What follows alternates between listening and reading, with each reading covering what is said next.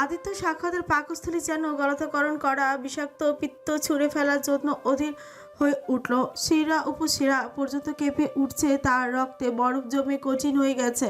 বাতাসে এমন এক বিকট পচনশীল মৃতদেহের গন্ধ যা মানুষের নাসারন্ধ্র ছিন্ন ভিন্ন করে দেওয়ার ক্ষমতা রাখে। নরকেও হয়তো এমন বিষাক্ত গন্ধের উদ্ভব হয়নি। এখানে টিকে থাকা মানে বমির আষ্টে ধোয়ার আত্মা দম বন্ধ হয়ে মৃত্যুর দিকে ধীরগতিতে হাঁটা। কিন্তু সবচেয়ে শিউরে ওঠার মতো প্রশ্ন, এই মেয়েলি মৃতদেহটি কার? মৃতদেহ কি আদৌ মৃত্যুর পর বিশ্রাম পেয়েছে, নাকি নিষ্ঠুর কোনো বিকৃত মস্তিষ্ক তাকে অকথ্য নিষ্ঠুরতায় বাঁচিয়ে রাখার চেষ্টা চালিয়েছে? এই ভগ্নদেহ হয়তো অন্ত বছর খানিক আগে নিঃশ্বাসবিহীন হয়েছে, তা সত্ত্বেও কত কৌশলে তাকে আবার জীবিতের ছদ্মবেশে হাজির করা নর পিশাচি পরীক্ষা চালানো হয়েছে। দেহটি অর্ধকঙ্কাল, আর বাকি অংশ অনেকখানি আলগা চামড়ার টুকরো দিয়ে কদর্যভাবে জোড়া লাগানো। প্রতিটি চামড়ার রং ভিন্ন, কখনো আতল অতল অন্ধকারের মতো কালো, কখনো হিমের মতো বিবর্ণ সাদা। মৃত্যুদূতের কর্মশালার নমুনা। দেহের বিভিন্ন স্থানে অস্ত্রোপচারের সেলাইয়ের দাগও, যা দেখে মনে হচ্ছে কসাইখানার দক্ষ কসাইও বোধহয় লজ্জায় মাথা নত করবে। মাথার একাংশে চুল, আর বাকি অংশ হাড়ের শুষ্ক রূপ, একটি ভয়ঙ্কর পরিত্যক্ত প্রশ্নতাত্ত্বিক অবশেষের মতো। সেই চুলও এক মানুষের মাথা নয়, বহু মানুষের মাথা থেকে ছেঁড়া চুল জোড়া লাগানো লাগে মিথ্যে পরিচয় গঠন করা হয়েছে। চোখের কোটর শূন্য, ভয়াল গহ্বর, ঠোঁটে অমানবিক বিকৃতি। আদিত্য আর দেরি না করে বাইরে চলে এলো। প্রেম এখনো ভেতরে আছে, এত আগ্রহ নিয়ে ওই লাশটাকে দেখেছে, বিশেষ করে লাশের গলায় ঝুলতে থাকা একটা লাল রঙের হীরের নেকলেসের দিকে। হঠাৎ আহাদ এসে তার পেছনে দাঁড়ায়, একবার লাশের দিকে তাকিয়ে অন্যবার প্রেমের দিকে তাকায়, অতঃপর বলে, স্যার আপনাকে ডেকেছে, থানা থেকে কল এসেছে। প্রত্যুষ দেয়ান আপনাদের সঙ্গে কথা বলতে চাইছে। এমনিতেও উত্তর সব তার কাছে, যেতে তো হবেই। তাই যেহেতু সে ডেকেছে, তাই বোধ করি দেরি করা ঠিক হবে না। আদিত্য স্যার বাইরে আছে, আপনি আসুন। প্রেমার এক মুহূর্ত অপেক্ষা না করে রুম থেকে বের হয়ে যায়। আসে আহাত পুনরায় একবার লাশের দিকে তাকায়, তারপর লোকেদের বলে, লাশটা টেস্টে পাঠানোর ব্যবস্থা করো। কাল লাশ জানতে হবে। সাইকোর মুখের বয়ান যথেষ্ট নয়। আর তাছাড়া এই রুমে আরও ভালো করে তালাশি করো, একটা ক্লু যাতে হাতছাড়া না হয়। আর অবশ্যই এই রুমের আশেপাশে যেন কোনো আউট পারসন এলাও না হয়। আহাত কথাগুলো বলে আর অপেক্ষা করলো না, জলদি বাইরে চলে গেল। বাইরে স্যার দাঁড়িয়ে আছে, লোকাল থানায় অনেক কাজ। শালার পুলিশ যদি নিজেদের কাজ একটু ভালো মতো করতো, তবে এত নগণ্য একটা বিষয়ে ইন্টেলিজেন্স অফিসারের টিমকে আসতে হতো না। সবেমাত্র বিয়েটা হলো, হানিমুনটা আটকে দিল এই সরকারি চাকরি। গজব পড়ে সব কোটার উপর। হলুদ বাল্বের ঝিমিয়ে পড়া আলোর নিচে বসে আছে প্রত্যুষ। তার সামনে চেয়ারে প্রেম আর আদিত্য বসে আছে। প্রত্যুষকে পরপর অনেকগুলো প্রশ্ন ছোড়া হয়েছে, দেখা যাক গল্প তার বানোয়াট হয় নাকি বাস্তব। প্রেম হাতের ফোনটা রেখে প্রত্যুষকে বলল, এবার বল ভাই, তিথি কোথায়? আমি জানতাম উত্তর জানার জন্য আমার কাছেই ঘুরে ফিরে আসতে হতো। আমি অপেক্ষাতেই ছিলাম। তাহলে আর না ঘুরাই, সব যেহেতু জানাজানি হয়েই গেছে, তবে বাকিটা কেন অজানা রইবে? তিথি আমার সঙ্গে ছলনা করেছে, তবু আমি তাকে মাফ করে দিয়েছি। সে স্বামীর কাছ থেকে আমার কাছে চলে এসেছিল। জানিস, ওর বিয়ের পর ওর কাছে গিয়েছিলাম একবার। তারপর জানতে পেলাম তার বাবা মা নাকি তাকে জোর করে ওই লোকের সঙ্গে বিয়ে দিয়েছে। ভয়ে সে আমাকে বলতে পারেনি। তিথিকে তখন বললাম আমার কাছে চলে আসতে। সে প্রথমে রাজি হলো না, তারপর একদিন আবদার করলো মানুষের মাংসের বিরিয়ানি খাওয়ার। সেই থেকে আমি খুন করতে থাকি। বলে একগাল হাসল প্রত্যুষ।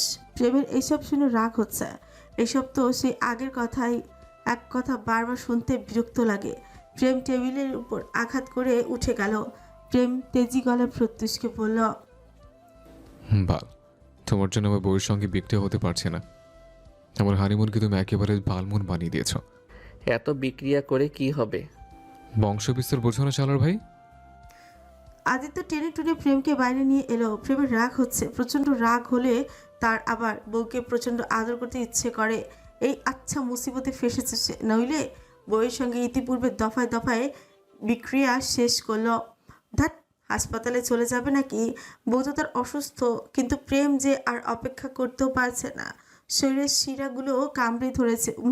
তার বউকে লাগবে, যে করি হোক। প্রেম আদিত্যকে বলল, এখানকার কার্যক্রম আপনি সামলান, আমি প্রোডাক্ট আবিষ্কারের কাজটা সেরে আসি ভাই। মানে বিজ্ঞানী নাকি? তো কি মনে হয় প্রতিটি পুরুষ মানুষই একজন বিজ্ঞানী? তারা না থাকলে এত তো আবিষ্কার হতো না, আর এত তো জনসংখ্যা বৃদ্ধিও পেত না। যাই, আমি বিজ্ঞানীটা আপাতত একটা হেভি জিনিস আবিষ্কার করে বংশ বজায় রেখে আসে। পুরুষ বিজ্ঞানী হলে নারী কি? গবেষণার সময় যে ইঁদুর ব্যবহার করা হয় না, ওইটাই হলো নারী। আমরা আবিষ্কারগণ পরিশ্রম করি, ওদের মাধ্যমে ফলাফল আসে। আদিত্যর মাথায় প্রেমের কথা ঢুকলো না। প্রেম অপেক্ষা না করে লেদারের জ্যাকেটটা গায়ে জড়িয়ে হাতের সিগারেটটা শেষ টান দিয়ে ধোয়ার কুণ্ডলি ছেড়ে দিল বাতাসে। তারপর হেলমেটটা মাথায় পরে বাইকে উঠে যায়। আসছে শীত, এমন আবহাওয়ায় বইয়ের মতো হিটার থাকতে থানায় এক আতপাগলের সঙ্গে থানায় বসে থাকা প্রেম নেওয়াজের পক্ষে মোটেও সম্ভব নয়। প্রেম হাসপাতালের কেবিন রুমে পা চিপে চিপে প্রবেশ করে। বাইরে অঙ্কুর দাঁড়িয়ে ছিল, সিমলা ভেতরে। অঙ্কুরকে দিয়ে সিমলাকে কেবিন থেকে বের করে বলল, মেলা ধন্যবাদ বইটাকে টেক কেয়ার করার জন্য। যাও বাবা অঙ্কুর, রাত হয়েছে, বাড়ি গিয়ে ফরজ কাজ সেরে আসো।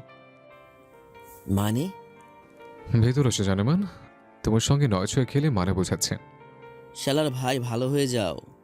খারাপ ছিলাম কবে রে? এই শালা, এখন কেটে পড়ো দেখি। অঙ্কুর সিমলাকে নিয়ে চলে যেতেই প্রেম রুমের দরজা লাগিয়ে দেয় বাতি বন্ধ। তৃষা ঘুমাচ্ছে? এই বাবা, ঘুমোর ওষুধ দেওয়া হয়েছে নাকি? হেচিং বেচিং চেচিং ছা করার সময় তৃষা ছটপট না করলে তো ফিল আসবে না। মনে হবে লাশের সঙ্গে আস্তাগফিরুল্লাহ করা হচ্ছে। প্রেম ফোনের স্ক্রিন অন করে তৃষার পাশ দিয়ে বসতে তৃষার ঘুম হালকা হয়ে যায়। তৃষা তার দিকে তাকাতে প্রেম বলল, শব্দ করো না শোনা। আপনি এখানে? এখন এখানে একটু বড় সর্বাঙ্গী বিচরণ করব। মানে? প্রেম তৃষার গালে চুমু দিয়ে বলল, শরীরে ব্যথা আছে? খুব ব্যথা হচ্ছে? আগের তুলনায় কম। তাহলে তৈরি হও, ব্যথা আরেকটু বাড়িয়ে দেব। তৃষা কিছু বলতে যাবে, তার আগেই প্রেম তার ঠোঁটে চুমু বসিয়ে দেয়। বিছানায় তৃষাকে ছেলে নিজের জায়গা দখল করে চট জলদি তৃষার উপর ঝুঁকে বলল, ভুলের শব্দ করিস না কিন্তু বিটার হার্ট। 100 বার করবো, এটা হসপিটাল, আপনার বাসর ঘর না। লুচ্চামার একটা লিমিট আছে। ওই লিমিটের আমি পেছন মারি। আর একটা কথা বললে এমন পানিশমেন্ট দেব, শেষে ডাক্তার এসে অপারেশন করতে হবে। প্রেম থামুন বলছি, দূরে সরেন। শোনো, don't say stop, only say start and continue. Trisha আর কোনো কথা বলার সুযোগই পেল না। বলবি কি করে? এই লোক সেই অবস্থা দেখছে, বউ মরে যাচ্ছে অসুখে, আর সে মরে যাচ্ছে বউকে কাছে পর অসুখে। ছ্যা, ফকিরা কাজ কারবার। প্রেমে শরীরে এই তীব্র শীতেও ঘাম ঝরছে। একটা ডাবল বেডের কেবিন, তৃষার পাশে শুধু কষ্ট হচ্ছে না, তাছাড়া সিঙ্গেল বেড হলেও বউকে সে নিজের বুকের উপরে রাখতো। সত্ত্বেও হলেও বউ নামক হিটার বলে কথা। তৃষা প্রেমের বুকে অভিমান নিয়ে শুয়ে আছে। হঠাৎই প্রেম তার কপালে চুমু দিয়ে জিজ্ঞেস করল, শোনো, কষ্ট হচ্ছে খুব? আপনাকে বলেছিলাম রয়ে শয়ে কাজ করুন, সব কিছুতেই জলদিপনা আপনার, তাই না? শালের ঘরে বউ, পরিশ্রম করলাম আমি, আর কষ্ট লাগে তোর? তখন তো বাধা দেসনি, যত সব নাটকের বস্তা। তৃষা হিংসি কাটতে প্রেম তার ঠোঁটে চুমু খেয়ে কাছে আসতে নিলে তৃষা ধাক্কা মেরে নিচে ফেলে দিয়ে চেঁচিয়ে বলে, এই হাইব্রিড করলা, আরেকবার কাছে আসার চেষ্টা করলে করলার রস চিপড়ে তেতোভাব দূর করে দেবো একদম। প্রেম ফুকুচকে উঠে যায়, দাঁতে দাঁত পিষে বলে, ওই কচলা কচলে ছাড়া তুমি চুলে ফেলাতে পারবে না। আসেন আপনারটা ফেলে দেখাই। শালের ঘরের বউ, তোর মুখের উপর বোম মারার আগে ওয়াশরুমে যা। আর হ্যাঁ, দরজা আটকেবি না, আমি আসছি একটু পর। শালার ভাই, তোমার ওয়াশরুম চাপলে তুমিই যাও। কথায় আছে না, যার হাগা ধরে সে নিজেই দৌড়ায়। প্রেম কথা না বাড়ি ওয়াশরুমে চলে গেল। এই কনকনে শীতের মধ্যে শরীর ভিজিয়ে আসতে দেখলো তৃষা ঘুমিয়ে গেছে। প্রেম তৃষার পাশে এসে বসলো, মুখের দিকে তাকিয়ে। কী সব ভেবে হঠাৎই ঘুমন্ত তৃষার জামা উপরে উঠে ক্ষতর দিকে তাকালো। ওই জানোয়ারের বাচ্চার কত বড় সাহস! প্রেমের জানার উপর আঘাত করে। ও ভেবেছে কি মুগ্ধ হয়ে যাবে? কঠিন জীবন অপেক্ষা করছে ওর জন্য।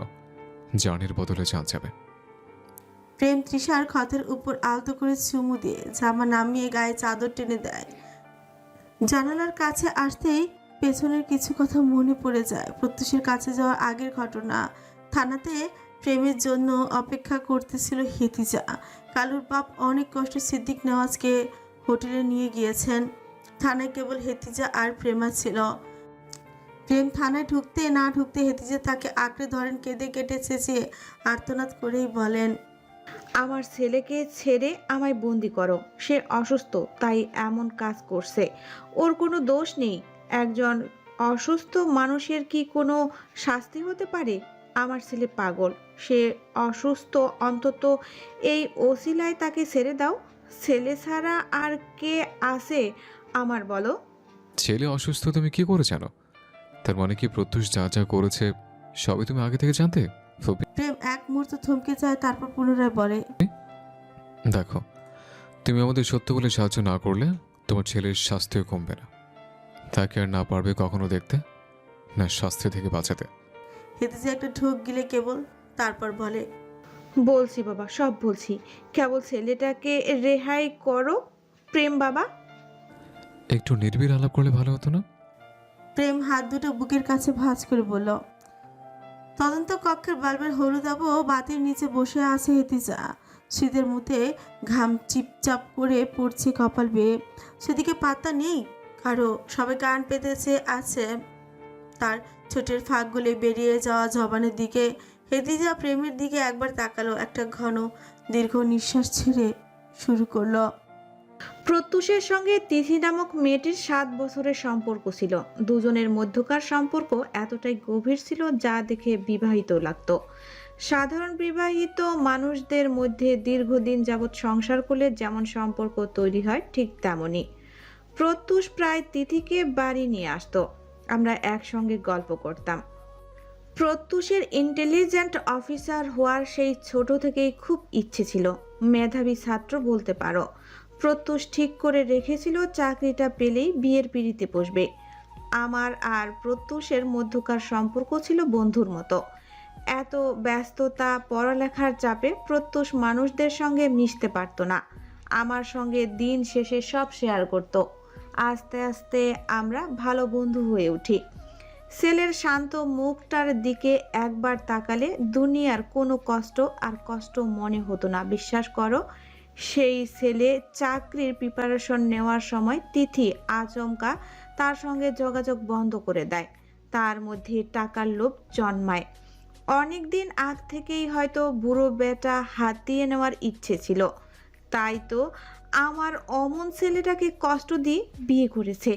ওর জন্য আমার ছেলেটা অসুস্থ হয়, এত এত অপরাধে জড়িয়ে পড়ে। প্রেমের মুখ দেখে মনে হলো এসব বানোয়াট গল্পটি তার খুব একটা পোষালো না। সে আদিত্যর দিকে তাকাতে আদিত্য বাইরে দাঁড়িয়ে থাকা আহাদের দিকে একবার তাকালো। মুহূর্তেই ওপাশের সেল থেকে ভেসে এলো প্রত্যুষের বেদনাদায়ক আর্তনাদ। হেতিজা অস্থির হয়ে উঠে ছেলের কাছে যাওয়ার জন্য দাঁড়াতে আহাদ এসে বাধা দিল। আদিত্য হেসে বলল, আপনি সত্যি বলবেন কি, নাকি আপনার ছেলেকে থেরাপির ডোজ বাড়িয়ে দেব? পাশ থেকে প্রেম টিটকুনি খেছে বলল, হ্যাঁ রে ভাই, ডিম থেরাপি দেবেন নাকি? তাহলে কিন্তু আমি ডাইনোসরের ডিম কিনে নিয়ে আসবো। এই শুনুন, কাজটার দায়িত্বে আমাকে রাখা হোক। আমি আমার থেরাপি স্পেশালিস্ট। বলেই চোখ মেরে এক গাল হাসল প্রেম। তবে হেতিজার চোখ মুখ জুড়ে আতঙ্কের পাহাড়। সে চোখটা একবার বন্ধ করে পুনরায় খুলল। তিথি রূপে গুণে অপরূপা ছিল। তিথি শুরু থেকেই আমার ছেলেকে অনেক ভালোবাসতো। তবে সেই ভালোবাসাই তিথির জন্য কাল হয়। পাপি তো আমার ছেলে একা নয়, আমিও কম কথায়। প্রত্যুষ যখন 10 বছরের ছিল তখন তার পাপা পাপন দেওয়ানের সঙ্গে এক সন্ধ্যায় বিরাট ঝগড়া হয়। পাপনের সঙ্গে সেই ঝগড়া মারামারির পর্যায়ে চলে যায়। আমি সারাটা জীবন একজনকে চেয়ে এসেছি, আর বাবা শেষে তার সম্মানের কথা রাখতে সম্পদ দেখে অচেনা কারো সঙ্গে জুটি বেঁধে দিয়েছেন। তবুও বছর চলে গেল, প্রাক্তন ভুলতে পারলাম কই। পাপন আমায় যে ভালোবাসেনি তা বললে ভুল হবে। তবে সংসার করতে হবে, বাধ্যবাধকতার মানাতে হবে, তাই সবটা মেনে নিয়েছিলাম। তাছাড়া আর কিছুই নয়। তখন প্রেমা কোলের শিশু। এক সন্ধ্যায় প্রাক্তনের কল আসে ফোনে। হঠাৎ এত বছর পরও যখন জানতে পারি সে এখনো আমার অপেক্ষায়, আমায় ভালোবেসে, সেই থেকে মাথা পুরো বিগড়ে যায়। প্রত্যুষের স্কুল ছুটির পর তাকে নিয়ে একদিন প্রাক্তনের সঙ্গে দেখা করতে যাই। প্রত্যুষ এত কিছু বুঝতো না, যা বুঝাতাম তাই বুঝতো। এভাবে আমি আবারও প্রাক্তনের সঙ্গে সম্পর্কে জড়িয়ে যাই। হঠাৎ একদিন পাপন বিষয়টা বুঝতে পারে। সেদিন তার কাছে প্রথম হাতে নাতে ধরা খাই। সেদিন অনেক ঝামেলা হয় বাড়িতে। কিছু সময় কেটে যায়। তারপর একদিন ঠিক করি পালিয়ে যাব। পালানোর প্রস্তুতিও নেই, তবে পাপন ধরে আনে। সেদিন পাপনের সঙ্গে অনেক ঝগড়া হয়। এক পর্যায়ে লোহার বড় রড দিয়ে পাপনের মাথায় আঘাত করতেই সে মুহূর্তেই মাটিতে লুটিয়ে পড়ে। চারপাশে কেবল রক্ত আর রক্ত দেখতে পারছিলাম। লাশ কি কবর বুঝতে পারছিলাম না। প্রত্যুষ তখন নিজের চোখের সামনে দাঁড়িয়ে দেখছিল। ছেলে ছোট থেকেই মা ভক্ত, সেই ভক্তের জোর কাজে লাগাই আমি। সেদিন উপায় না পেয়ে রুমের মধ্যেই পাপনের মরদেহের টুকরো টুকরো করি। প্রত্যুষকে বলেছিলাম, বাবা খারাপ মানুষ, যারা তোমার অনেক কষ্ট দিবে তাদের এমন পরিণতি করবে। ছেলেকে বুঝিয়েছিলাম, বাবা অন্য মা আনতে চেয়েছিল, তাই আম্মু কষ্ট পেয়ে তাকে শাস্তি দিয়েছি। তাই ছেলেও হাসতে হাসতে সেদিন আমায় সাহায্য করে। কাজ শেষ করে ওই দিন বাসায় আমি বিরিয়ানি রান্না করেছিলাম। কিসের বিরিয়ানি জানো? পাপনের মাংসের বিরিয়ানি। তারপর অনেক দিন চলে যায়। অ্যাক্সিডেন্ট বলে ঘটনা ধামাচাপা দেওয়া হয়। খুন যে হয়েছে সেটা ভাবনার কোনো বিষয় নেই। এমনভাবে মাংস কাটা হয়, দেখতে অ্যাক্সিডেন্টেরই মনে হয়েছিল। পাপনের মৃত্যুর পর বাবা এসে আমাকে সহ আমার সন্তানদেরকে ঢাকায় নিয়ে আসে। তারপর আর প্রাক্তনের ফোন আসেনি। আস্তে আস্তে আমার চিন্তাধারা পরিবর্তন আসে। ছেলে মেয়েদের দিকে মনোযোগী হই। আমি হেতিজা সত্যি অতীত ভুলে কেবলমাত্র আমার ছেলে মেয়েদের কথা চিন্তা করি। আস্তে আস্তে প্রত্যুষ বড় হয়। আমার মতোই একদিন প্রেমে পড়ে। তিথি মেয়েটিও তো কম ভালোবাসতো না তাকে। তবে আস্তে ধীরে বুঝতে পারি আমার ছেলেটা কেমন যেন অ্যাক্টিক হয়ে যাচ্ছে। পরিস্থিতি এমন হয়ে গিয়েছিল, তিথি একবার নিঃশ্বাস নিলেও তার কৈফিয়ত তাকে দিতে হতো। একটু ভুল হলে ভয়ানকভাবে টর্চার করত। প্রথমত খারাপ কিছু আন্দাজ করলেও তারপর পুরান ঢাকার একটা পুরনো বাড়িতে সেলের টর্চার সেল আবিষ্কার করি। নানানভাবে তিথিকে সেখানে অত্যাচার করা হতো। এমনকি শেষে এমন অবস্থায় চলে গিয়েছিল যে তিথি তার পরিবারের মানুষদের সঙ্গেও ঠিক করে কথা বলতে পারত না। শেষে একদিন তিথি নিজের জীবন বাঁচানোর জন্য বাবার পছন্দ করা ছেলের সঙ্গে বিয়ে করতে রাজি হয়ে যায়। তার উদ্দেশ্য ছিল একটা সুস্থ জীবন। সেই ছেলের যদিও অনেক টাকা পয়সা ছিল, তবে আমি তিথিকে চিনি, ভালো পরিবারের মেয়ে। দরিদ্রতা দেখে বড় হয়নি, তাই টাকার লোভ তার মধ্যে ছিল না। প্রত্যুষের জন্য সব কিছু করতে রাজি ছিল সে। তবে তার বিয়ে হওয়ার পর প্রত্যুষের মধ্যে আরও রাগ ক্ষোভ বাড়ে, আরও ভয়ানক হয়ে ওঠে। বিয়ের পরের দিনই সে তিথিকে জিম্মি করে সকলের অগোচরে প্রত্যুষ সব বিষয় আমার সঙ্গে শেয়ার করত। তার কোনো কর্ম আমার অজানা নয়। সেদিন যখন তিথিকে ধরে আনে তখনও আমি নিষেধ করেছিলাম, কিন্তু শোনেনি। আমার সামনে তিথিকে খুন করতে দেখেছি। শরীর সব মাংস আলাদা করে রান্না করতে দেখেছি। তিথির লম্বা চুল ছিল, সেই চুল কেটে জীবিত অবস্থায় মাথা ন্যাড়া করে দিয়েছে তিথিকে।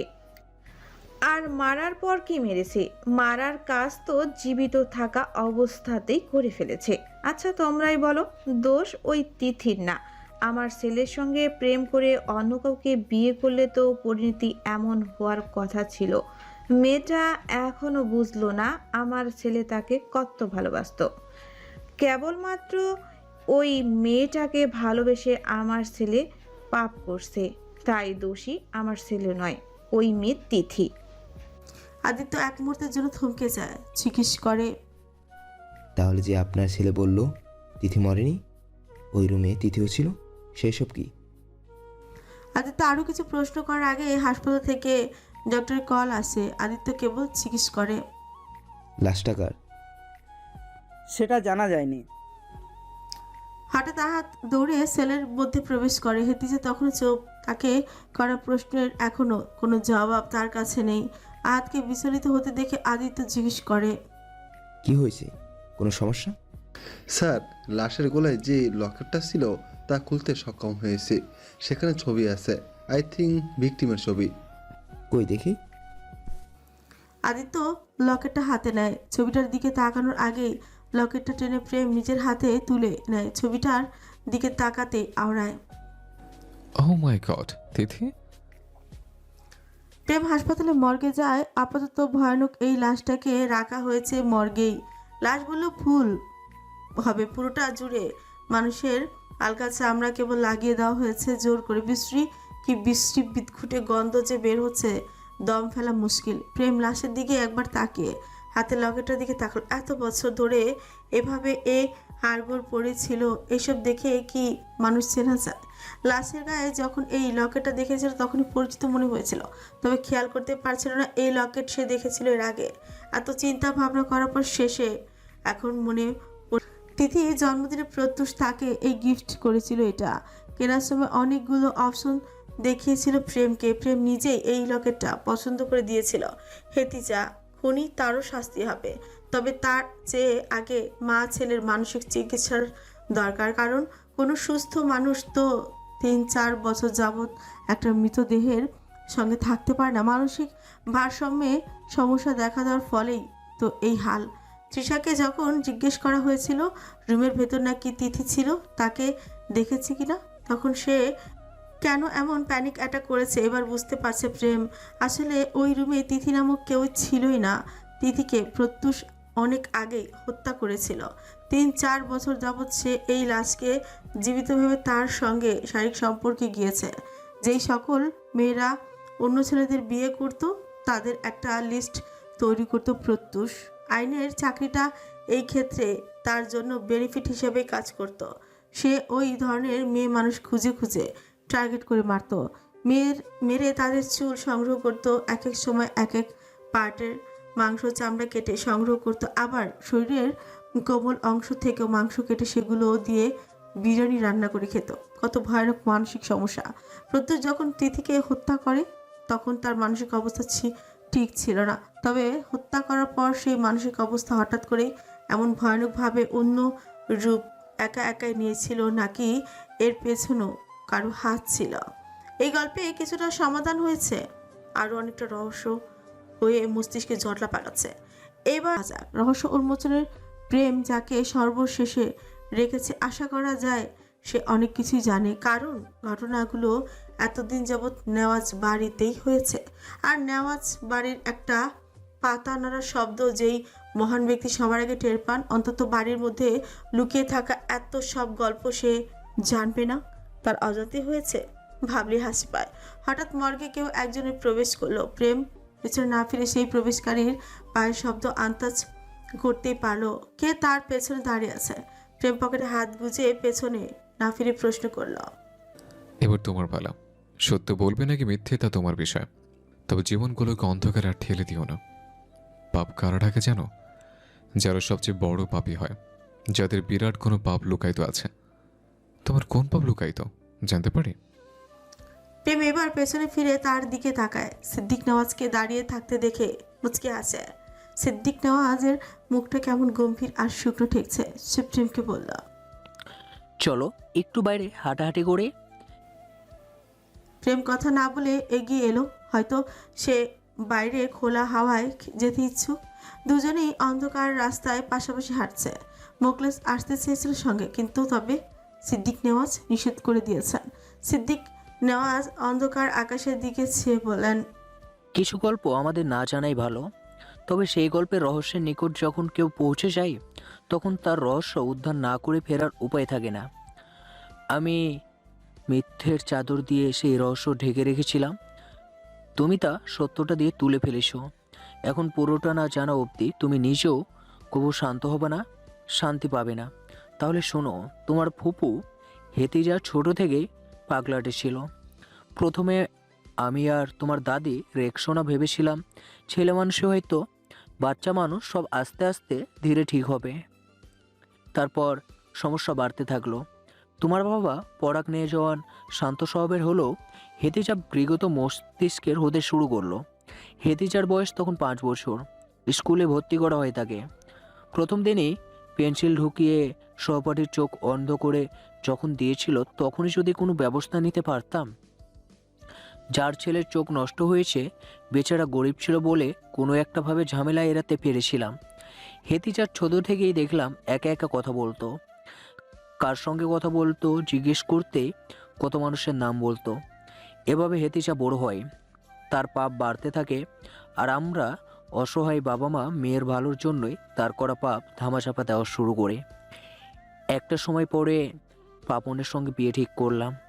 দেখলাম বিয়ের পর পরিবর্তন হয়েছে, তবে পাপন কিন্তু হেতিজার অতীতে করা কাজগুলো সম্পর্কে জানতো না। এসব খবর কেউ জানালে হেতিজাকে বিয়ে করতো। সংসার ভালোই চলছিল দেখে আমরাও নিশ্চিত হই। 1 মিনিট, ফুফুর নাকি একজন প্রেমিক ছিল, তার সঙ্গে বিয়ে না দিয়ে অন্য আরেকজনের সঙ্গে বিয়ে দেওয়ার কারণ? হেতিজার কখনোই কোনো প্রেমিক ছিলই না। আগেই বলেছিলাম, সে কল্পনা করতো সারাক্ষণ, সারাদিন একা একা কথা বলতো। হেতিজার ছোট থেকে লেখালেখিতে পটু ছিল, সে দেখে তার জন্য অনেক উপন্যাসের বই কেনা হতো। ওইসব পড়তো সারাক্ষণ। যখন যে গল্প পড়তো তাতেই ঢুকে যেত। উপন্যাসের নায়ককে কল্পনা করতো, সংসার করতো, কী সব বলতো। শেষে দেখলাম এসবে আরও পরিস্থিতি বিগড়ে যাচ্ছে, তাই উপন্যাস পড়াও তার বন্ধ করে। তবে ওই যে উপন্যাসের চরিত্রের বেশ তার হয়তো কাটেনি, সেখান থেকেই কাউকে সে সারাক্ষণ কল্পনা করতো প্রেমিক রূপে। তার বিয়ে হয়ে যাওয়ার পর সে ভাবতে শুরু করে উপন্যাসে সেই প্রেমিক চরিত্র তার প্রঙ্গন হয়ে গিয়েছে। তাই সংসারের মেয়ে যেমন প্রাক্তনকে ভোলার চেষ্টা করে, সেই তাই শুরু কল্পনা করলো। আমি বিয়ে দিয়েও মেয়েকে নিজের চিন্তায় থাকতাম, তাই হেতিজাকে 24 ঘন্টা নজরে রাখার ব্যবস্থা করি।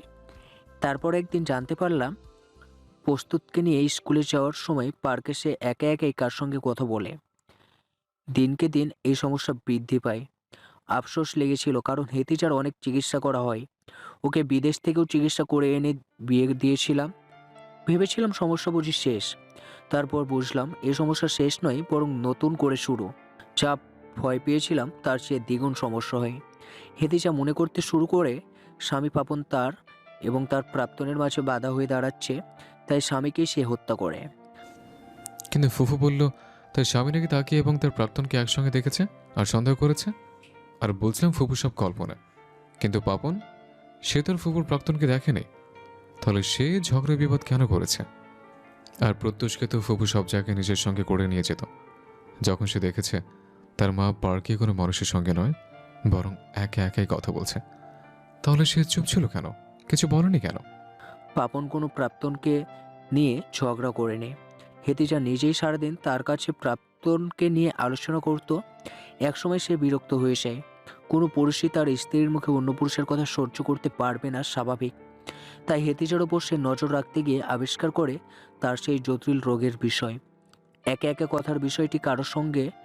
যে সন্ধ্যায় হেতিজাকে পাপনকে মেরেছিল, সে সন্ধ্যায় পাপন হেতিজাকে জিজ্ঞাসা করেছিল, তবে হেতিজা তো কানে কেবল একটাই কথা শুনতে পায়, তোমার প্রাক্তনকে আমি হত্যা করব। হেতিজা ভাবছিল পাপন তাকে তার প্রাক্তনের কাছে যেতে দিবে না, তাই খুন করে ফেলে স্বামীকে। আর বাকি রইল প্রস্তুত। তাকে যখন নেওয়াজ বাড়িতে আনি, তখন আমরাও মনে করি প্রশ্ন জাগে তখন আমারও মনে একই প্রশ্ন জাগে, তাই তারও পরীক্ষা করে। আফসোস আমার শেষ হয় না, কারণ হেতিজার যেই সমস্যা বিরল রোগ ধরা পড়েছিল, তাই একই রোগ ধরা পড়ে। হেতিজাকে নিজের কাছে আনার পর তার আবারও চিকিৎসার ব্যবস্থা করে। এবার চিকিৎসা হয় দীর্ঘ সময় ধরে। এবং বাড়ি ফেরার পর সে একেবারে সুস্থ ছিল। প্রস্তুতেরও একই চিকিৎসা করাতে চাই, তবে ডক্টর জানায় এখনও প্রস্তুতের রোগটা সঠিকভাবে ধরতে পারছে না তারা। মায়ের রোগের সঙ্গে কিছু তো একটা পরিবর্তন আছে তার। তারপর তোমরা দুই ভাই তো একসঙ্গে বড় হও চোখের সামনে, প্রস্তুতের মধ্যেও কোনো কিছু দেখতে পাইনি। ধীরে ধীরে সে বড় হয়, তুমি হলে প্রস্তুত প্রেম করাও শুরু করে দিল। মাঝে তোমার বাবার মৃত্যু, তুমি কি একরোগা হয়ে যাও। তোমার মাঝে ঝামেলা হওয়ার পর দুই ভাই আলাদা হয়ে যায়। সেই রাতে এই কথা রেক্সোনা এর আগের দিন রাতে মারা গিয়েছিল। আমার মানসিক অবস্থা তখন ভালো ছিল না। রেক্সোনা অনেক দিন ধরে অসুস্থ ছিল, তার সেবা যত্নের দায়িত্ব হেতিজার তদারকিতে ছিল। হঠাৎ ভয়ানকভাবে তার খুন হয়। খুন? দাদুর খুন হয়েছে মানে? সে না সিঁড়ি থেকে পড়ে মারা যান? আমি তো তখন বাড়িতেই ছিলাম, নিজের হাতে দাদুকে মাটি দিয়েছে। হ্যাঁ, খুনই হয়, তবে বিষয়টি আমি, মুকলেশ আর খুনি ছাড়া কেউ জানতো না। তুমি ট্যুরে ছিলে। বাড়িতে আসতে আসতে লাশের শেষ গোসল হয়ে যায়, তাই সাদা কাপড়ের নিচে লাশের সঙ্গে হওয়া বহু জিনিস তোমার অজানাই থেকে যায়। তোমার দাদুর মৃত্যুর পর আমি সবচেয়ে বড় শকড হই। আজও ভাবলে কেমন শিরশির করে উঠে গা। আমার একশনাকে খুন করেছে। আমি যতক্ষণে বাসায় পৌঁছাই ততক্ষণে সে মৃত ছিল। বৃদ্ধ অসুস্থ শরীর থেকে মাংস কেটে নেওয়া হয়েছিল। সিদ্দিকের চোখে জল, কথা বলতে পারছে না ঠিক মতো করে, শরীর কেমন কাঁপছে। প্রেম তার দিকে তাকাতে সে পুনরায় বলতে শুরু করলো। প্রস্তুতের ভয়ানক সত্তা সেদিন চোখে ধরা পড়ল। জানতে পারলাম সে কত ভয়ানক। আসলে তার মা হেতিজাকে সবসময় রেক্সোনার সেবা যত্নের বিষয়ে খেয়াল রাখতে হতো। নিজের মায়ের এমন ব্যস্ততা সে মানতে না পেরে নানিকেই মেরে ফেলে, তাও আবার যেমন তেমন মৃত্যু নয়। প্রেম একটার পর একটা ধাক্কা খাচ্ছে। প্রশ্ন করতেই এত এত বিষয় বের হয়ে আসছে যে এখন প্রশ্ন করতেও কেমন যেন ভয় লাগছে। কিন্তু তুমি কি করে জানলে ওসব প্রত্যুষের কাজ? সে যখন মাংস কাটছিল তখন গিয়ে পৌঁছাই আমি। হয়তো সেদিন চুপ করে গেলে আমার সবচেয়ে বড় সম্পদ তোমাকেও প্রস্তুত শেষ করে ফেলতো। আজকে অত সব বলার মতো অবস্থায় আমি থাকতে পারতাম না। প্রস্তুতের হুমকির কারণে আমি রেক্সোনার খুনকে আড়াল করি। প্রস্তুতের আলাদা একটা গুণ আছে, সে মানুষের স্বভাব বৈশিষ্ট্যের নকল করতে পারে। তার চেয়ে বড় কথা, সে বাইরে থেকেই নিজেকে একভাবে আর ভেতরে অন্যভাবে ফুটিয়ে তুলতে পারে। তারপর থেকে শুরু তার একের পর এক পাপ। তিথিকে যেদিন হত্যা করেছিল সেদিন হেতিজাও তার সঙ্গে ছিল, তাকে সাহায্য করেছে। ভেবেছিলাম হেতিজা তো সুস্থ হয়েছে, কিন্তু কোনো লাভ হলো না। এই বাসাতেই সবার অগোচরে প্রথমে তিথিকে নির্যাতন করা হয়। এমন না যে প্রস্তুত কেবল তাদের মেরেছে যারা একজনকে ভালোবেসে অন্যজনকে বিয়ে করেছে, বরং কারণ ছাড়াই একটা সময় ধরে সে মানুষ মারত, কেবলমাত্র মানুষের মাংসের বিরিয়ানির লোভে। সে মানুষ কম, নরঘাতক বেশি ছিল। সৃষ্টিকর্তার এত সুন্দর রূপের পিছনে কি ভয়ানক গল্প। চরিত্র লুকিয়ে তা প্রস্তুতকে না দেখলে জানতে পারতাম না। তিথিকে মারার পরও সে তাকে কল্পনা করছে। প্রস্তুত যখন যে জায়গায় যেত তিথির শরীরের কোনো অংশ সাথে রাখত। মৃত শরীরকে সে কখনো সাজাতো, কখনো জোড়া লাগানোর চেষ্টা করত, আবার কখনো মৃতদেহের সঙ্গে শারীরিক সম্পর্কে যেত। এসব নিজের চোখে দেখা। কখনো তো দেখলাম রুমে কেউ নেই, তবে সে একা একা কথা বলছে তিথির সঙ্গে। সে কল্পনায় তিথির সঙ্গে ঘুরতে যেত, সময় কাটাতো, এমনকি শারীরিক সম্পর্কেও গিয়েছে। অথচ সব তার ভ্রুক্ষেপ ছিল। তিথি তাকে ধোঁকা দিয়েছে, এটা কেবল প্রস্তুতের কল্পনা। বাস্তবে তো তিথির বিয়েই হয়নি। কি? হ্যাঁ, হেতিজার উপরে মুকলেশ নজর রাখত, সেখান থেকেই সব জানা। আসলে প্রস্তুত তিথির প্রেমে পড়ার সময় কিন্তু স্বাভাবিকই ছিল। ছেলের এই পরিবর্তন হেতিজা মেনে নিতে পারছিল না। মানে? মনে হচ্ছে হেতিজা ছোট থেকেই চেয়েছিল প্রস্তুত তার মতো হোক। প্রেমাকে নিয়ে তার কোনো আগ্রহ ছিল না। প্রেমা আজও হয়তো এক ভয়ানক সব গল্প জানে না, কিংবা জানে আরও অনেক কিছু জানে না যা আমাদের অচেনা। হেতিজাকে আমি কেবল পাপনকে খুন করার দায় থেকে বাঁচানোর জন্য ঢাকায় আনি না। তাহলে সে মানুষ খুন করা শুরু করে, ছেলেকে মাংসের বিরিয়ানি খাওয়ার অভ্যাস গড়ে তুলে। খুন করা এসব পাগলের মতো আচরণ অনেকটাই বলতে পারো মায়ের থেকেও শেখা প্রস্তুতের। এখানে আসার প্রথম দিকেও আমাদের বাড়ির অনেক কাজের মানুষ মারা যেত, তখন বুঝতে পারেনি এসব কার কাজ। পরে বুঝতে পারি আস্তে আস্তে প্রস্তুত বড় হয়, নিজের এসবে গভীরভাবে লিপ্ত হয়। কিন্তু তিথি আর তার জীবনে আসার পর আস্তে আস্তে ভালোবাসার টানে পরিবর্তন আসতে শুরু করলে হেতিজা তা মেনে নিতে পারে না। তিথির নামে ভুল বুঝে তাকে নিজ হাতে ধরে বেঁধে সেই জবাব দেয়। যেদিন হেতিজার মাংসের বিরিয়ানি রান্না হয় সেদিন হেতিজা নিজ হাতে মশলা বেটে দেয়। এসব কি করে ভুলবো? আমি সব জেনেও বোবার মতো পড়ে থাকতাম। তাহলে প্রত্যুষের সঙ্গে আমার ঝামেলা হওয়ার পরও সে আমায় কেন খুন করেনি? কারণ সে তোমার টোপ হিসাবে ব্যবহার করেছিল। তোমার পছন্দের গান, পছন্দের কাজকর্ম, স্বভাব, বৈশিষ্ট্য সব ধারণা করেছিল সে, যাতে কখনো বিপদে পড়লে তুমি ফেঁসে যেতে পারো। তোমার তৃষাকে একবার চেয়েছিলাম চট্টগ্রাম পাঠিয়ে দিতে, কারণ সেদিন দেখলাম প্রস্তুত নজর গিয়েছে তৃষার ওপর। সেদিন থেকেই ভয় কাজ করা শুরু করে আমার মধ্যে। আর তৃষার সঙ্গে ঘটনা যে তোমার সঙ্গে জড়িয়ে যাবে সে ভয়েই ছিলাম। প্রস্তুত কখনোই তৃষাকে ভালোবাসেনি, কেবল মারাই ছিল তার উদ্দেশ্য।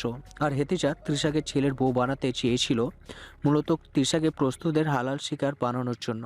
তাই আমি চেয়েছিলাম তুমি আর তৃষা যাতে দূরেই থাকো। কিন্তু ওই নরপিচাস তো পিছু ছাড়ার নয়, সে ক্ষতি করার জন্য সেখানে চলে গিয়েছে।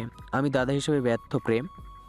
সিদ্দিকের চোখ থেকে অশ্রু গড়িয়ে পড়ছে। প্রেমের মাথাটা কেমন যেন শিশির করছে, অচল লাগছে নিজেকে। এত কিছু তার চোখের সামনে হলো, অথচ সে কিছুই জানে না। জানবে কেমন করে? জানার কোনো চেষ্টা করেছে? দিন রাত 24 ঘন্টা বাইরে আড্ডা দিয়েছে, বাড়ির মানুষের খোঁজ নেয়নি। তিথির বাবা মা হয়তো আজও মেয়ের অপেক্ষায় বসে আছে। প্রেম তার সকল প্রশ্নের উত্তর পেয়ে গেছে, তাও শেষবার প্রত্যুষের কাছে যাবে, তার জবানবন্দিও শুনবে। দেখা যাক তার কত কাহিনী আর বানাতে পারে তারা। তারপর যাবে হাসপাতালে তৃষার কাছে। প্রত্যুষ আর হেতিজার জন্য কালকের ভোর হবে অন্ধকারে ছে, আর নতুন সূর্য উঠবে প্রেম তৃষার জন্য, নেওয়াজ বাড়ির জন্য। আচ্ছা, ওদের শাস্তি কি হবে? ফাঁসি? চাইলে তো ওদের বাঁচানো যায়, কিন্তু বাঁচানো কি উচিত হবে? প্রেম তার দাদার দিকে তাকায়। এই লোক কত ভুল বুঝেছে সারাটা জীবন, অথচ সেও কেবল তাকে আগলে রাখার জন্য এত কষ্ট বুকে চেপে রাখলো। তবে পাপের গল্প কিন্তু পাপীরাই আড়াল রাখে। প্রেম স্মিত হেসে হঠাৎ দাদুর চোখের দিকে তাকিয়ে শিকুচকে জিজ্ঞেস করলো, এবার তোমার নিজ সত্যের কথা বলো। তুমি সিদ্দিক নেওয়াজ যাতে সহজে দমে যাওয়ার মানুষকে, কোন সত্য তোমার গল্পের রহস্য হয়ে মাটি চাপা আছে? সিদ্দিক নওয়াজ একটা ঝোঁক গেলে, কপাল বেয়ে ঘামের পিন্তু পিন্তু ফোঁটা পড়ছে। সে থতমতো খেতেই বলল, প্রেম। মজা করছে, আর কোনো রহস্য নয়। এবার সুখের গল্প শুরু হতে চলেছে দাদু। এখন অনেক কাজ বাকি। তোমার বংশবৃদ্ধির কাজটাও তো হাতে পড়ে আছে। সব প্রশ্নের উত্তর জানা মানেই মুক্তির নয়। কিছু রহস্য আছে যা ছুঁতে গেলেই মানুষ নিজের ভেতরে গোলক ধাঁধে হারিয়ে যায়। তাই কিছু অজানাকে অজানায় থাকতে দেওয়া উচিত, কারণ সেখানে যাওয়া মানে অস্থিরতার এক অন্তহীন নদীতে ঝাঁপিয়ে পড়ার সমান। আর যে রহস্যের শেষে কেবল দহন, সেখানে পৌঁছে কী লাভ? কিছু না জানা মানেই কখনো কখনো বেঁচে থাকা, কারণ সত্যের ভার সব কাঁধ বহন করতে পারে না। প্রেম একটা দীর্ঘ নিঃশ্বাস ছাড়ল। ধোঁয়াশা হাওয়া এক ফালি অতীত তারও মনে পড়ে গেল। যে অতীত সে লুকিয়ে এসেছে কারণ কিছু সত্য বের হলে হয়তো সুন্দর জীবন নষ্ট হতো। সিদ্দিক নওয়াজের কিছু সত্য তো সে জানে, তবুও আজীবন না জানা ভান করেছে, আর করবেও। তা নিয়ে প্রেমের মাথা ব্যথা নেই। সে আপাতত সুস্থ একটা জীবন চায়, এর বেশি কিছু নয়। সিদ্দিক নওয়াজ ভেতরে ভেতরে একটা নিঃশ্বাস ছাড়েন। মনে পড়ে যায় অতীতের এক ঝলক। রাফা কি সত্যি আত্মহত্যা করেছিল? তার ছেলে পরাগ নওয়াজ কোথায়? প্রেমের মা হিমিকা কি সত্যি তার স্বামীর হাতে খুন হয়েছিল? আর তার স্বামী মরল কি করে? ওই অ্যাক্সিডেন্ট কি করে হলো তার? কত প্রশ্নের উত্তর খুঁজে পাওয়া বাকি এখনো, তাই না? তাহলে উত্তর খোঁজা যাক। প্রেমের মায়ের খুনটা মূলত হয়েছে প্রত্যুষের হাতেই। তার মৃত্যুর সময় তার স্বামী সবটা দেখে ফেলে বিষয়টি প্রত্যুষের বুঝতেও সময় লাগলো না। লোকটা যখন ওই দিনই রাতে থানার উদ্দেশ্যে যেতে নেয়, তখন প্রত্যুষই তার গাড়ির অ্যাক্সিডেন্ট করায়। এমনভাবে লোকটা আহত হলো যে কথাবার্তা বন্ধ হয়ে বিছানায় পড়লো। মাঝখানে হয়তো বড় জোর বাঁচবে, তাই অযথা একটা রক্ত নিজের হাতে লাগানোর কোনো ইচ্ছেই হলো না প্রত্যুষে। আর পরাগ কোথায়? সিদ্দিক নওয়াজ আরেকটা আহত শ্বাস ছাড়লেন। ছেলের পাপের কোনো ক্ষমা ছিল না। এত নোংরা পাপ মেনে নেওয়া যায় না। তাছাড়া ওই ছেলে বিপথে চলে গিয়েছিল, তাকে ফিরিয়ে আনা সম্ভব নয়। মেয়ের পাপকে ধামাচাপা দিতে আশকারা দেওয়ার ফলে এই ঘটনাটা এই পর্যন্ত চলে এসেছে। ছেলের বেলায় আর নয়, সেদিন পরাগ যখন নেশা করে বাড়ি ফিরে তখন নিজ হাতে ছেলেকে বিষাক্ত ইঞ্জেকশন দিয়ে মুখলেসের মাধ্যমে খুন করান তিনি। আর মাটি চাপা দেন কোথায়? প্রেমের সেই প্রিমরোজ ফুলের বাগানে। প্রেম হয়তো কখনো জানতেও পারবে না তার মাটির উর্বর সার তার বাবার পচনশীল দেহ থেকে নিঃসৃত হচ্ছে। আর রাফা মেয়েটাও তো পরাগের সমান পাপী ছিল, তবে সে আত্মহত্যা করে, বরং তাকেও মেরে সিদ্দিক নওয়াজের কথায় ঝুলিয়ে দেওয়া হয় ফ্যানের সাথে। পুলিশকে সেইবার টাকা দিয়ে মুখ বন্ধ করিয়েছে। আসলে টাকা যার ক্ষমতা তার, এটি স্বাভাবিক। তবে এসবের আজ সে কখনোই নাতির উপর পড়তে দিবে না। নাতির ভবিষ্যৎ যাতে কোনো ঝামেলা না হয়, তাই তো এইসব করেছে। খারাপ মানুষদের মাঝে নাতিকে কি করে বেড়ে উঠতে দিত? সিদ্দিক একবার আর চোখে প্রেমের দিকে চাইল, বলল, মৃত্যুর আগ পর্যন্ত দাদুভাই তোমার সুখের জন্য লড়বো। প্রয়োজনে তোমার জন্য আরও 1000টা পাপ করতে রাজি। তবুও তোমার চোখে আমার জন্য ঘৃণা আমি সইতে পারবো না। দুনিয়া আমায় ঘৃণা করুক, আপত্তি নেই। তুমি দাদুভাই আমার থেকে দৃষ্টি সরিয়ে নিও না, সইতে পারবো না। তোমার সুখ দেখে মরতে চাই, আর কোনো ইচ্ছে নেই আমার। প্রেম থানার সামনে এসে দাঁড়ায়, দাদুকে বিদায় জানায়। দাদু চলে যাওয়ার সময় তার দিকে কত করুণ চোখে চাইছিল। আহা, কি মায়া ওই বৃদ্ধ মুখটায়। এই মায়া যেন সর্বদা থাকে। এই বুড়ো মানুষটাকে আর চিন্তায় ফেলতে ইচ্ছে করছে না। থাক না, 2-4টি গল্প তার ভিতরেও দাফন হয়ে, তাতে বরং ভালো কিছুই হবে। দাদুকেও সে কখনো বুঝতে দিবে না। মাটি খুঁড়তে গিয়ে বাবার লাশের খোঁজ পেয়েছে সে। মুখলেস চাচার থেকে সব ঘটনা বহু বছর আগিয়ে জেনেছে সে। প্রেম কল্পনা থেকে বেরিয়ে আসে, হাতের সিগারেটটা ফেলে তৃষার পাশে শুয়ে তার ঠোঁটে চুমু খেতে যাবে, তার আগেই তৃষা প্রেমের মুখ চেপে ধরে বলল, হারে বজ্জাত প্রেম ভাই, দূরে গিয়ে মরেন। শালের ঘরে বউ, তুমি তো মহা চালাক। এই মহিলা, ঘুমাস না কেন? তোর জ্বালা বেড়া ঘুমাতে পারি, একটু পর পর তোর ভাঙা রেলগাড়ি সাইরেন বাজায়। এই, what do you mean by ভাঙা রেলগাড়ি? শালের রেলগাড়ি ভালোই আছে, চোখ দিয়ে দেখ তোর রাস্তায় ঝামেলা। কি? এই দূরে যান, আর কাছে আসবেন না কখনো। প্রেম নাছরবান্দা বেহায়ার মতো বউকে ঠেলে ঠুলে বিছানায় নিজের জায়গা করে নিয়ে বলল, চলো ভাঙা রেলপথটা মেরামত করে দে, আমি বড় ইঞ্জিনিয়ার। বলে সে ইঞ্জিনিয়ারিং গিরি করতে ব্যতিব্যস্ত হয়ে উঠল। কক্সবাজারের মোলায়েম হাওয়া পেরিয়ে গাড়ি যখন পুরান ঢাকার সরু গলিগুলো ঢুকলো, তৃষার বুকের ভেতর কেমন অদ্ভুত কম্পন উঠল। ধুলো ভরা পথ, পুরনো ইটের গন্ধ আর মাথার উপর ঝুলে থাকা রংচটা, তার সব যেন তাকে বলছে, স্বাগতম, তুমি আবার ফিরে এলে। প্রেম গাড়ি থেকে নেমে দরজা খুলতে তৃষার চোখ আটকে গেল সামনের বিশাল লোহার ফটকে। নেওয়াজ কুঠির, এই বাড়ি তার জীবন বদলে দিয়েছে। দাদা সিদ্দিক নেওয়াজ 2 হাত বাড়িয়ে এগিয়ে এলেন। আজ থেকে এই বাড়ি তুমি দেখে রাখবে। বলি বাড়ির চাবির গোছাটা তার হাতে দিয়ে মাথায় হাত বুলিয়ে দিল। এই বাড়ি তাকে কত যন্ত্রণা দিয়েছে, কত স্মৃতি দিয়েছে, তবু আজ মনে হলো এখান থেকেই তার নতুন সুখের দিন শুরু হতে যাচ্ছে। এবার আর লুকাতে হবে না, ভেঙে পড়তে হবে না, কারণ প্রেম আছে তার পাশে, তার শ্বাসে, তার ভবিষ্যতে। সন্ধ্যায় তৃষা সবচেয়ে বেশি সারপ্রাইজড হয় এই বাড়িতে নিজের বাবা মা আর ভাইকে দেখে। প্রেম আগে একবার বলেছিল নেওয়াজ বাড়িতে ফিরে বাবা মায়ের সঙ্গে দেখা করাবে।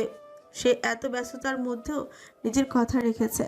সবাইকে একসঙ্গে পেয়ে কী যে খুশি লাগছে। তারই মধ্যে খবর এলো সিমলার বাড়ি থেকে তাদেরকে মেনে নেওয়া হয়েছে। অঙ্কুরের কোনো পরিবার নেই, অনাথ আশ্রমে বেড়ে ওঠা। সিমলাকে বিয়ে করে সুখে রাখার জন্য রাতে জীবন ঝুঁকি নিয়ে অবৈধ বাইক রেস করত। তৃষা কিছু বিষয়ে জানে।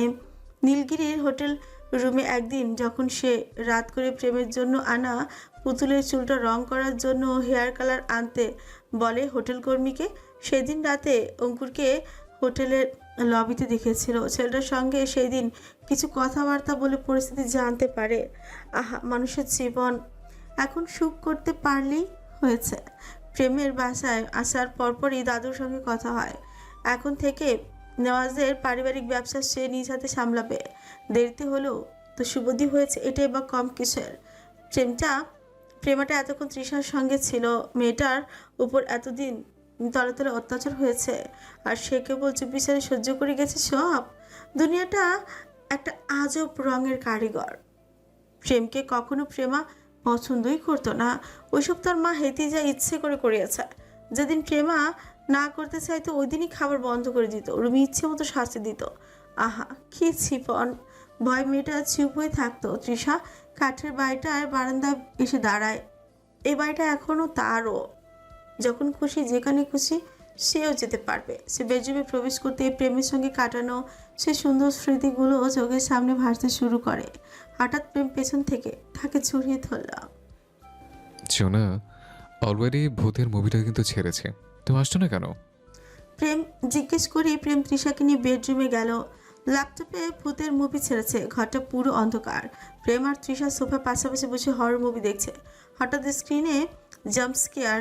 তৃষা হালকা চমকে উঠছে, আর প্রেম খুব স্বাভাবিক ভঙ্গিতে আর হাত চেপে ধরে। তৃষা ফ্রিকুচকে তার দিকে তাকায়।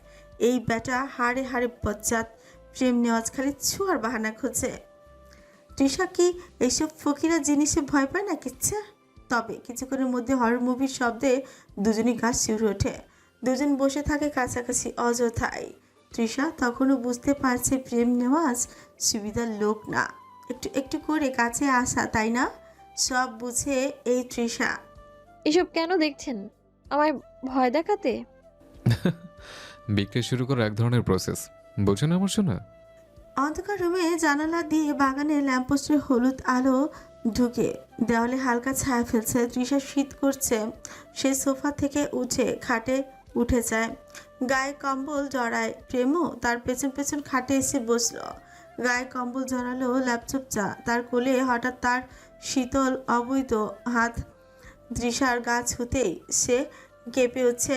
পরের মুহূর্তেই প্রেম রেগে বলল, কি বল পড়েছ? এটা রাগের মতো পাই না কেন? আপনি হাত সরান।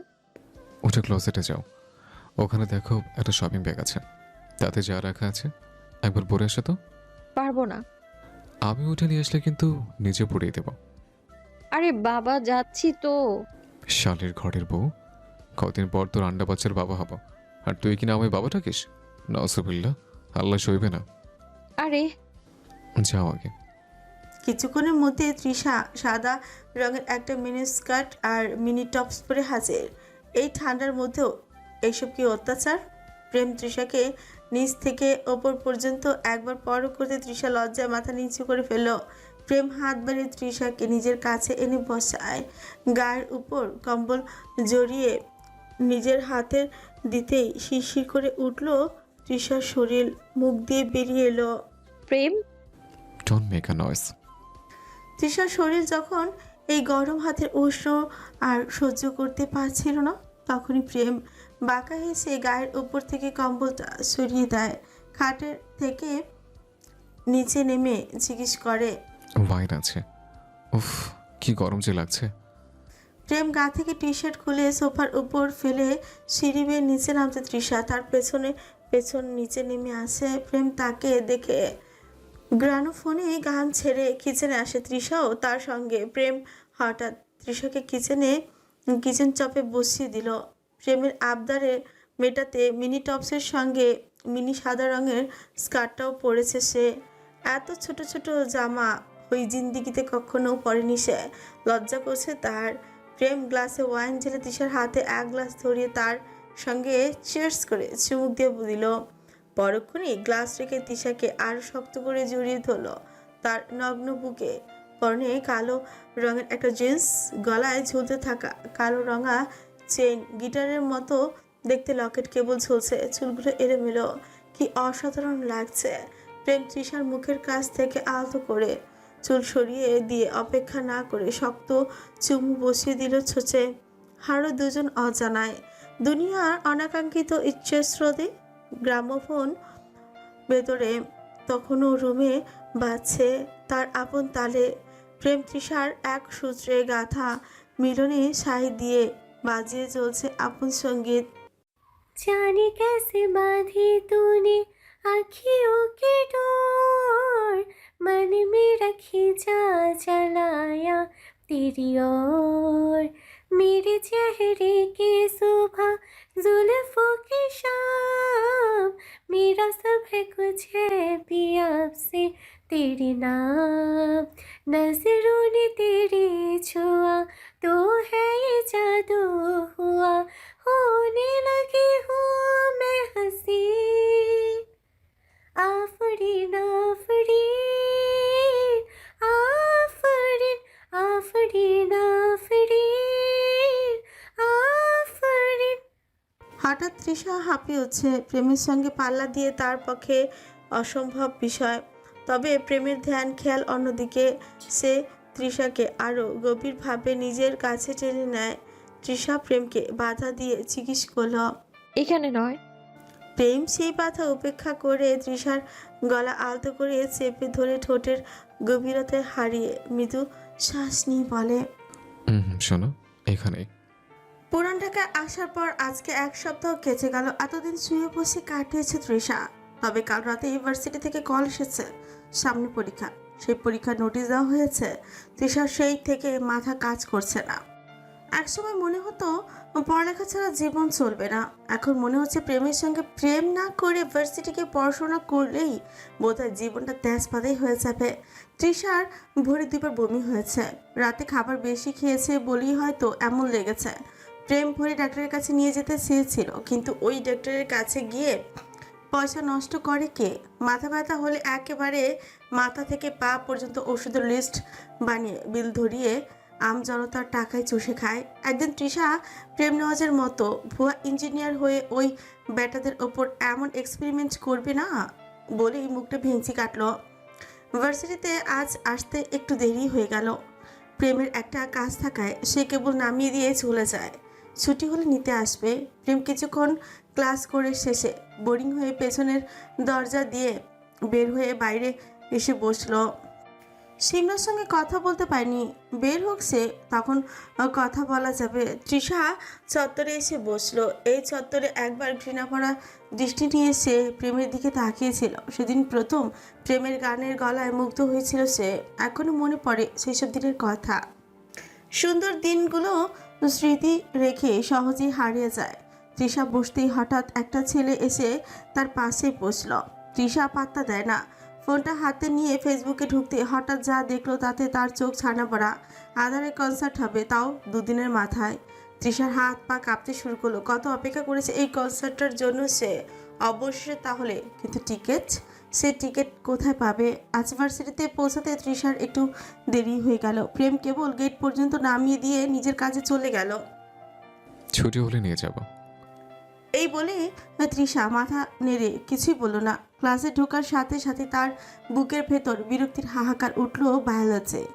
ডিএনএ রিপ্লিকেশন নিয়ে ব্যাখ্যা চলছে স্লাইডে, রঙিন গ্রাফ, শিক্ষকের একটানা গম্ভীর ব্যাখ্যা। সব মিলে তৃষার মাথা ছিমছিম। প্রেম নেই, ক্লাসে কোনো মজা নেই। বাইরে রোদের চত্বর, ক্যাফেটেরিয়া, গন্ধ সব কিছু যেন তাকে ডাকছে।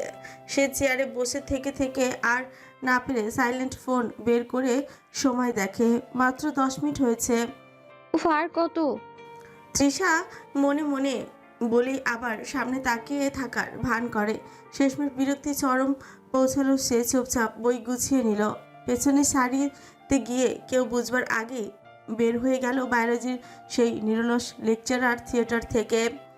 চত্বরে বাতাসে এসে যেন তৃষার মাথা হালকা হলো। এই জায়গাটা তার কাছে বিশেষ।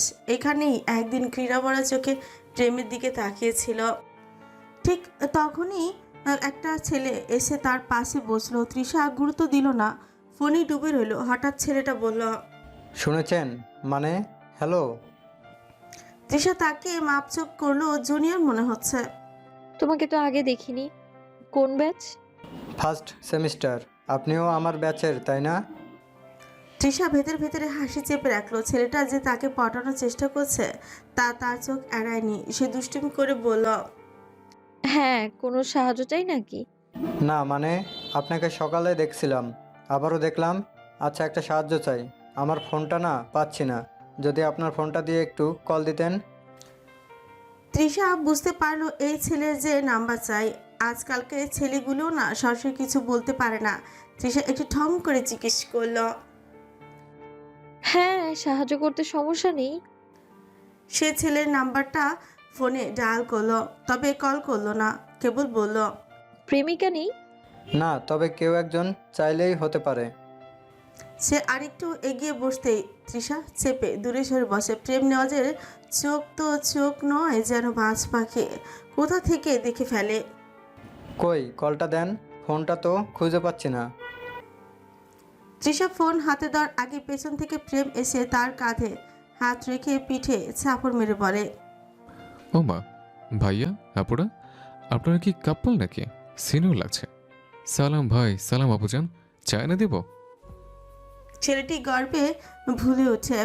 প্রেমের পাশে অঙ্কুর দাঁড়িয়ে, সেও মজা নিচ্ছে। তৃষার ভয়ে বুক ধুকপুক করছে বাড়ছে। নিজের জন্য নয়, বরং এই ছেলের জন্য। প্রেম ভান করে ছেলেটিকে ধাক্কা দিতে এসে গোটা খেয়ে উঠে দাঁড়ায়। এক মুহূর্তে পরক্ষণেই প্রেম হেসে বলল, আরে ভাই দেখেন, আপনার পাছার নিচে কি এটা? আমি প্রাণ বাঁচালাম। কি? কার প্রাণ বাঁচালে? আপনার পাছার নিচে বেঞ্চ। আমি আপনার কাঠের মতো শক্ত পাছাটা বেঞ্চের থেকে সরিয়ে বেঞ্চের প্রাণ বাঁচালাম। বলেই সে অঙ্কুরের দিকে তাকাতেই অঙ্কুর ছেলেটির কাঁধ শক্ত করে চেপে তাকে নিজের সঙ্গে দিয়ে যায়। যেতে যেতেই বলে, চলো ভাই, তোমাকে আজকের বাঁচার কল্পকাহিনী শোনাবো। একটু চিপাই তো আসো। ছেলেটিকে অঙ্কুর নিয়ে যেতে তৃষা একবার প্রেমের দিকে তাকালে জিন্সের পকেটে হাত গুজে আছে সে। চোখ দুটো অদ্ভুত ঠান্ডা আর ঈর্ষার হালকা জ্বলে উঠা। তৃষার ঠুট কামড়ে হাসি থামালো। প্রেমের মুখ দেখে মনে হচ্ছে আরও 1 সেকেন্ড কথা বললে ওই ছেলেটা বাঁচত না।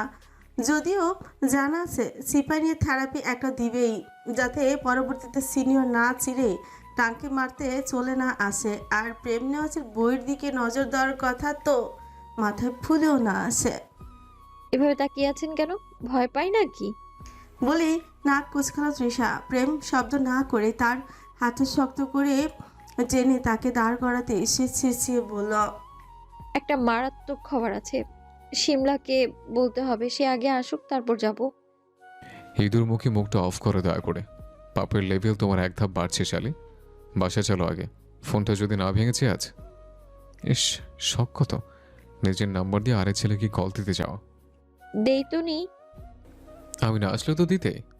তৃষা কি বলবে না বলবে ভাবতে হঠাৎ প্রেমকে বলে উঠল, I love you. But I want to fuck you, my fucking which.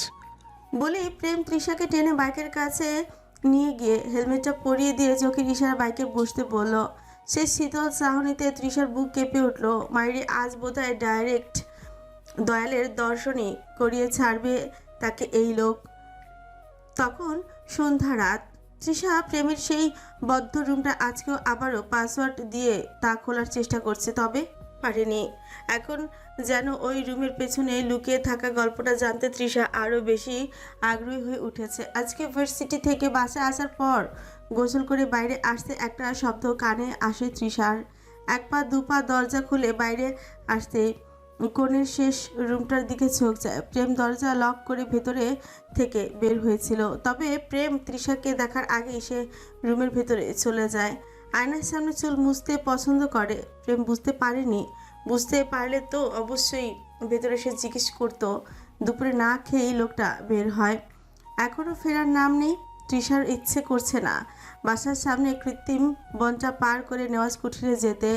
সে বই হাতে নিয়ে বারান্দায় বসলো। হাতে একটা ইংরেজি বই। বইয়ে 18 নম্বর চ্যাপ্টারে গিয়ে থমকে যায় সে। কেমন যেন শিহরণ কাজ করছে তার। হঠাৎ বাইরে থেকে লুফি চিৎকারের শব্দ শুনতে পায়। খেউ খেউ করছে সে। তৃষা বইটা রেখে উঠে দাঁড়ানোর আগে বিদ্যুৎ চলে যায় তার। একটা ভয়ে গা ঝাঁকুনি দিয়ে উঠে তার। ফোনটা কোথায় যা পাচ্ছে না। অন্ধকার হাসড়ে কোনো মতে খাটের কাছে যেতেই শুনতে পায় হাঁটার শব্দ। সিঁড়ি বেয়ে কেউ উপরে আসছে। শব্দ বাড়ে, সঙ্গে তার ভেতরে আতঙ্ক। আচ্ছা, সে কি হাতের বইয়ের গল্পের ভেতরে প্রবেশ করেছে নাকি সবটা কেমন স্বপ্ন? ভাবতে না ভাবতেই সেই শব্দ হঠাৎই বন্ধ হয়ে যায়। তবে এটাও তো ভয়ের আরেকটা কারণ। তৃষার দরজা তখনও পাসওয়ার্ড মারা। যেই হোক না কেন ভেতরে আসতে পারবে না। তবে সবটা তৃষার ভুল ধারণা। দরজা খুলে গেল। তৃষা ভয়ে খাটের কোণে গিয়ে চুপসে বসে থাকে। এমনিতেই প্রত্যুষের শেষ বিভীষিকাময় অত্যাচারের কথা এখনো ভুলতে পারেনি সে, কখনো পারবেও না। ওসব তাকে তাড়া করে বেড়াবে। লোকটা লম্বা চওড়া, ছায়া দেখা যাচ্ছে কেবল অন্ধকারে। লোকটি পকেট থেকে একটা সিগারেট বের করলো। তা অন্ধকারে ধরাতেই এক ঝলক তাকে দেখা গেল। তাতেই সবটা এত জলদি হলো তৃষা দেখার সুযোগই পেল না। লোকটা সিগারেটের ধোঁয়া ছেড়ে এক পা দুপা করে এগিয়ে এসে তৃষার সামনে বসতেই সে কেঁপে উঠল। Your fear gives me pleasure.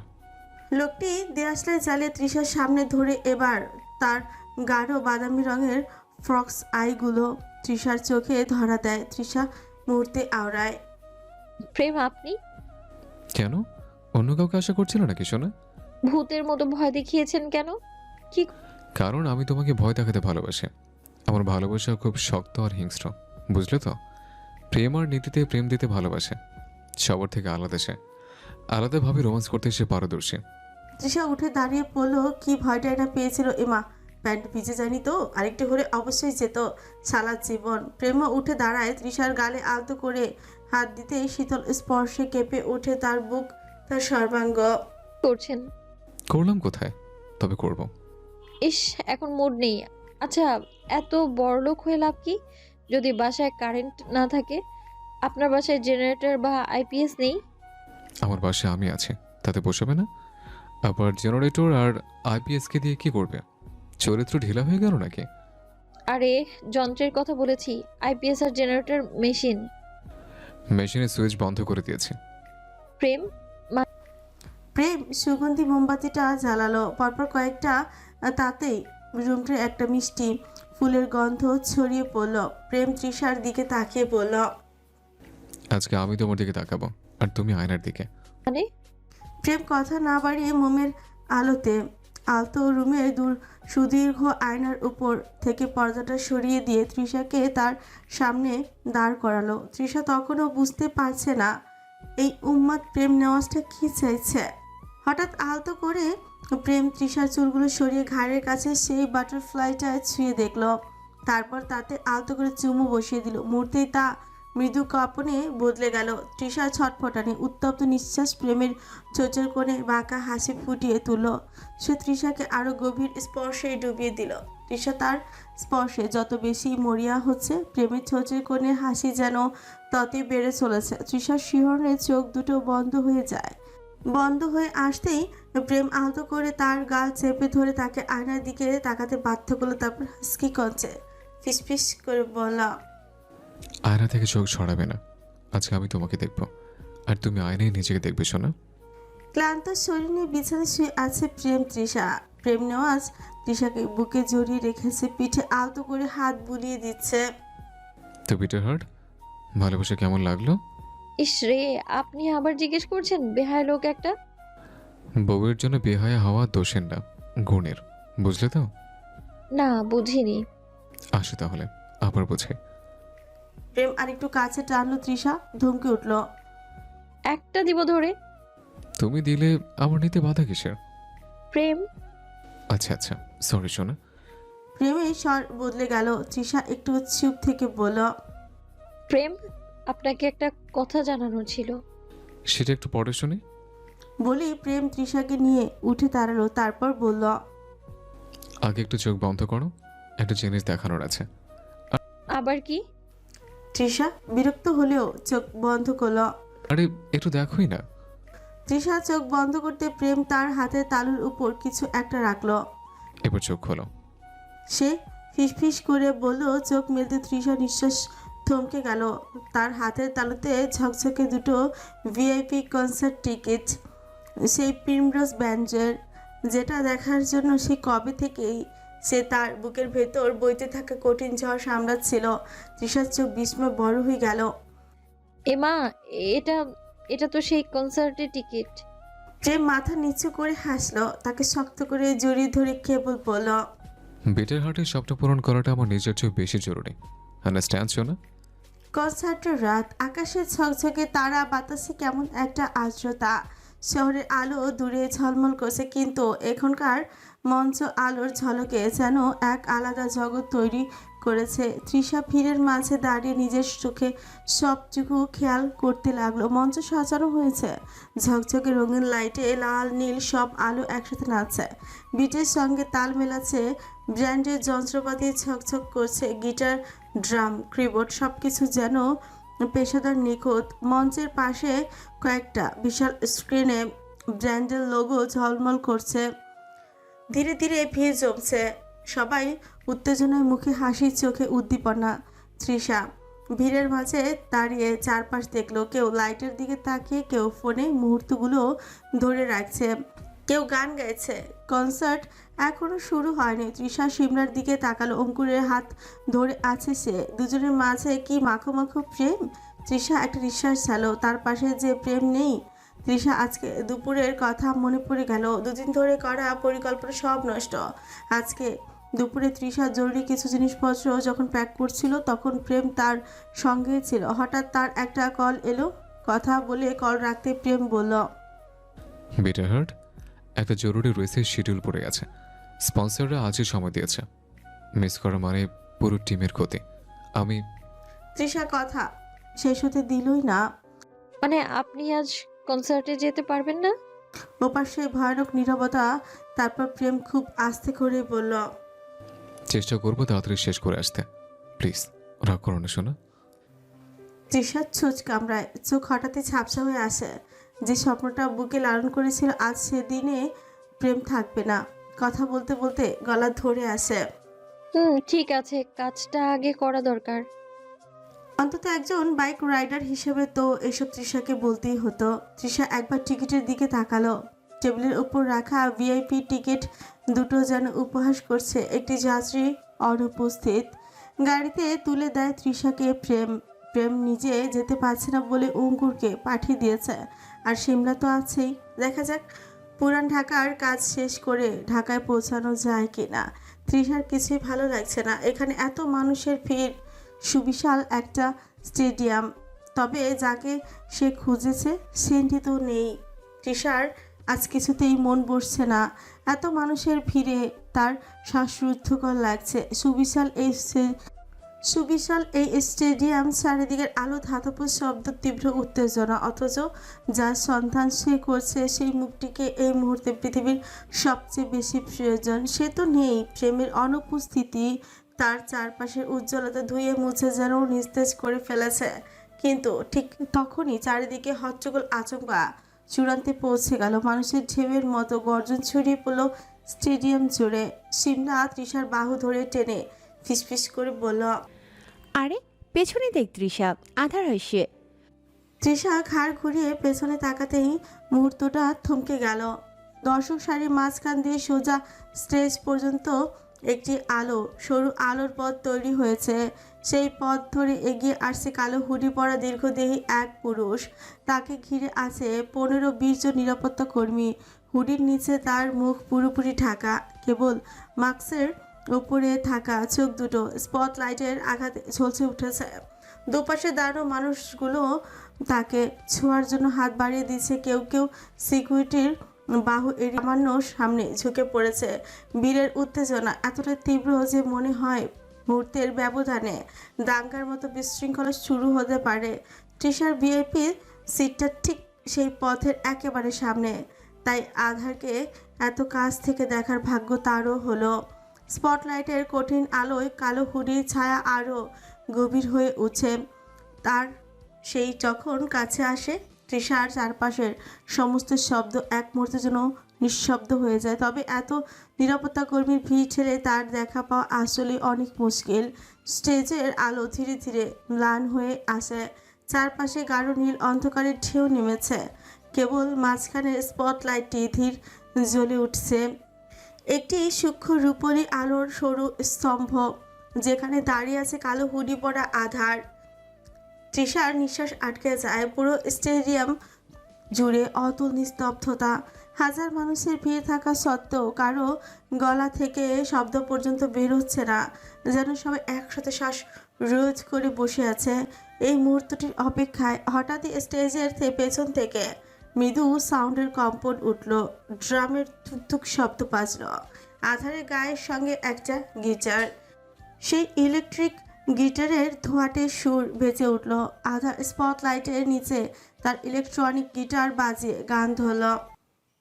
Nitol পায়ের ইনিক ঝিনিক পায়েল খানি বাজে, মাদল বাজে সেই সঙ্গেতে শ্যামা মেয়ে নাচে। গানটা শেষ হলো নিভে যাওয়া মোমের শিখার মতন। মুহূর্তেই সেই নীরবতা ভেঙে ছুঁড়ে ফেলল পুরো স্টেডিয়াম। একসাথে হাজারো কণ্ঠ ফেটে পড়ল। মুখটা দেখাও আধার, মুখটা দেখাও। Face review, face reveal, face reveal. একবার হুডি খুলে দেখাও, মাস্ক ওপেন। চিৎকার করতালিতে মুখরিত চারদিক। মিডিয়ার ক্যামেরা আলোর ঝলকানিতে পুরো স্টেজ ঝলসে উঠল। তৃষার ভেতরটাও দুলে গেল। আধার এতক্ষণ স্থির দাঁড়িয়ে থাকা পাথরের মূর্তির মতো ছিল। চিৎকারে তার হুডির ছায়া মৃদু দুলে উঠল।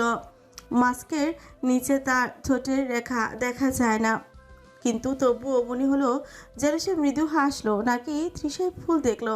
তবে যদিও আলোর কারণে ভালো করে চোখটাও দেখতে পাচ্ছে না, তবুও চেনা চেনা লাগছে, খুব চেনা। স্টেডিয়ামের আলো আবার কিছুটা ম্লান হলো। আধার মাইকের সামনে এগিয়ে এসে গলা পরিষ্কার করলো। নিস্তব্ধতা নেমে আসার আগেই তৃষার বুক ধরফর করতে লাগলো। এবার কি সে মুখ দেখাবে নাকি আবার অন্ধকারে আড়ালে লুকিয়ে থাকবে? আধার মাস্ক মুখের ওপর থেকে সরানোর আগে হুডি নামিয়ে দিল। তার কানের ইয়ারপিসটা এখন স্পষ্ট, তবে তৃষার বুকে আতঙ্ক যেন আরও বেড়ে গেল। কি আন্দাজ করছে সে? হঠাৎ শীতল সেই কণ্ঠস্বর ভেসে এলো মাস্কের নিচ থেকে। এই গানটা আমার নিজের লেখা, নিজের সুর করা। গানটি আমার ভালোবাসার চিহ্ন, তাই যাকে ঘিরে এই গান তাকে গানটি উৎসর্গ করলাম।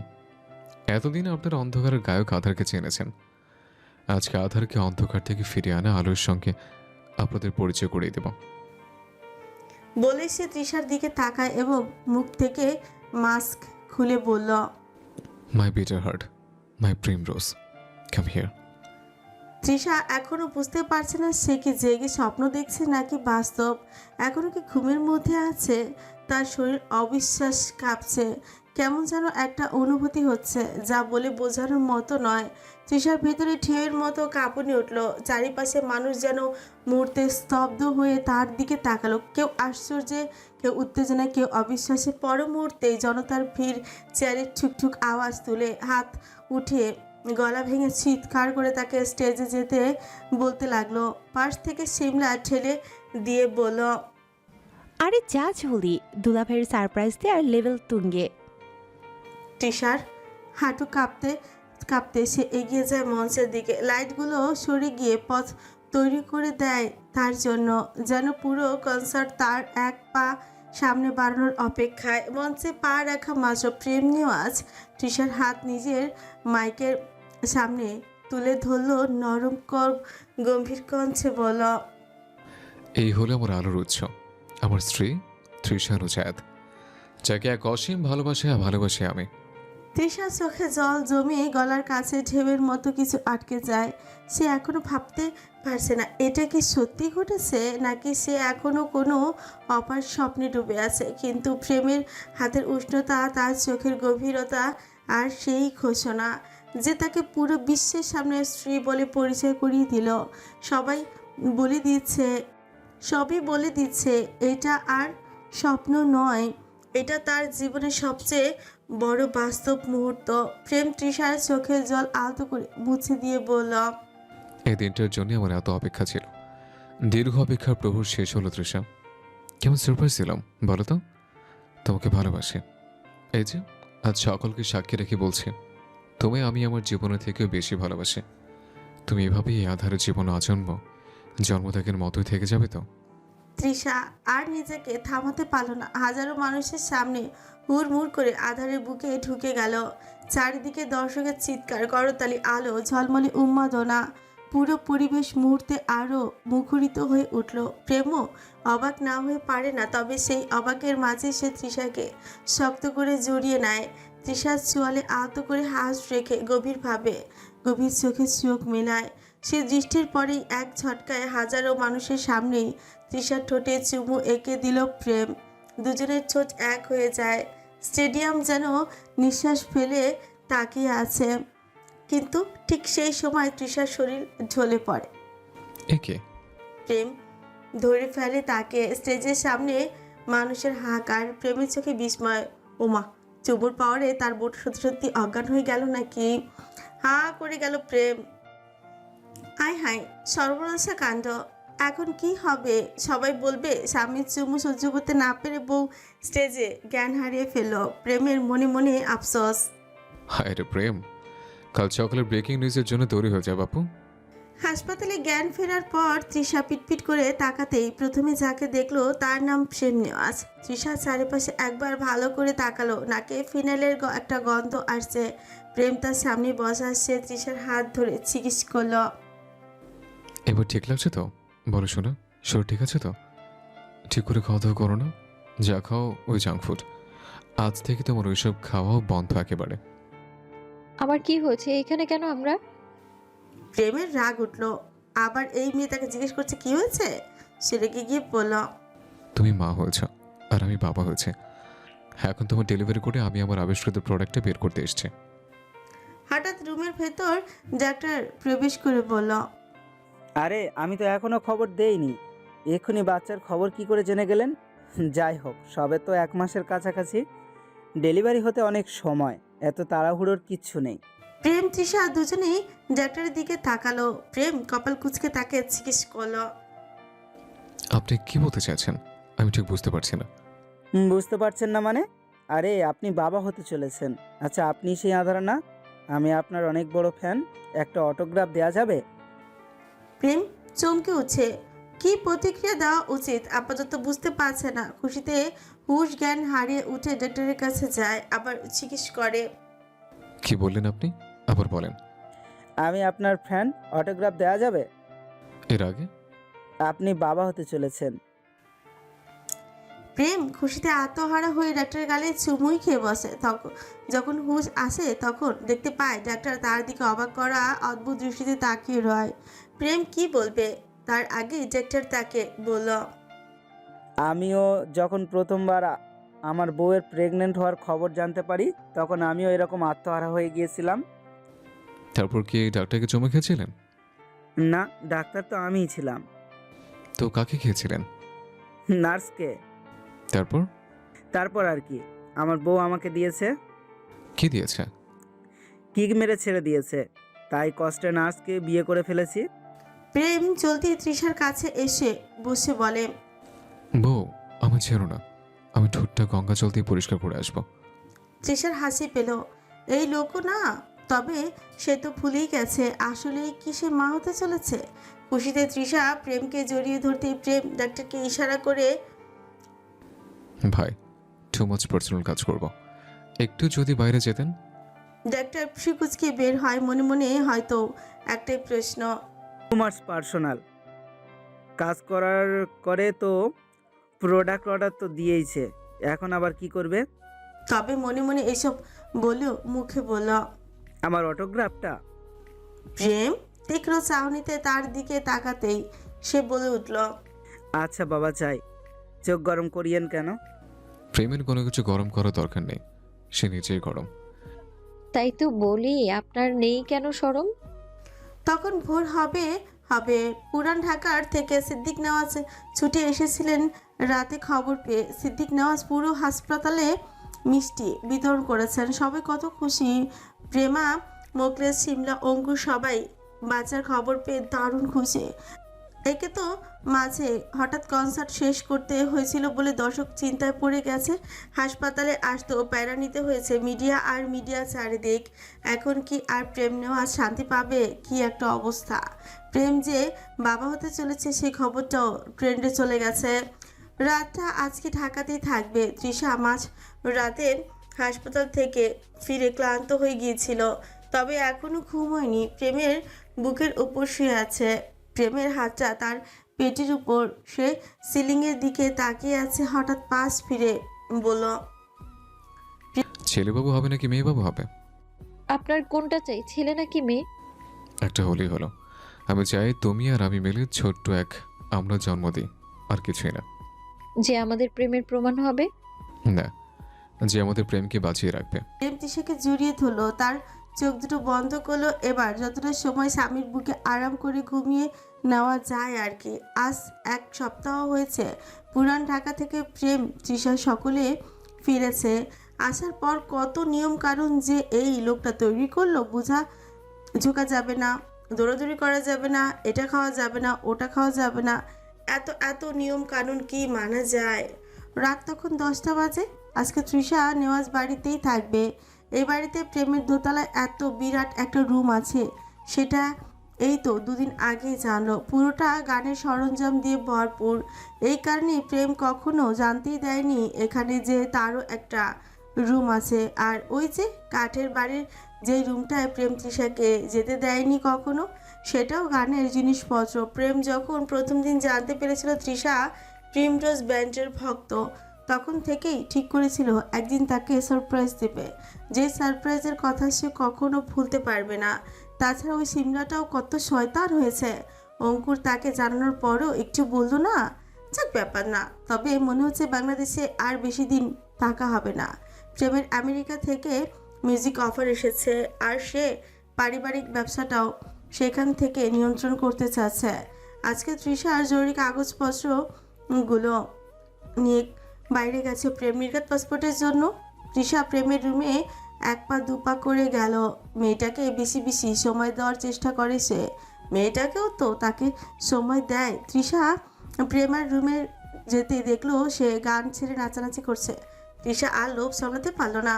প্রেমার থেকে রিমোটটা নিয়ে সাউন্ড বাড়াতেই প্রেমা বলল, ও মা, কত সাউন্ড দিয়েছ?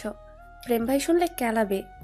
তার আসতে দেরি আছে, সে এখনো বাইরে, আর নাচানাচির জন্য পান একটু বাড়িয়েই দিতে হয়। চলো একসঙ্গে নাচি। কিন্তু তোমার তো নাচানাচি এখন একেবারে বন্ধ। বাবুর বাবা জানতে পারলে বাবুর ফুপু সহ মার খাবে। বাবুর বাবা জানলে তো। আর আমি আজকেই রিলস ভিডিওতে দেখেছি নাচানাচি করলে বাবু হেলদি হয়। এটা একটা এক্সারসাইজ, বুঝলে তো ননদি? ও তাই নাকি? আরে হ্যাঁ।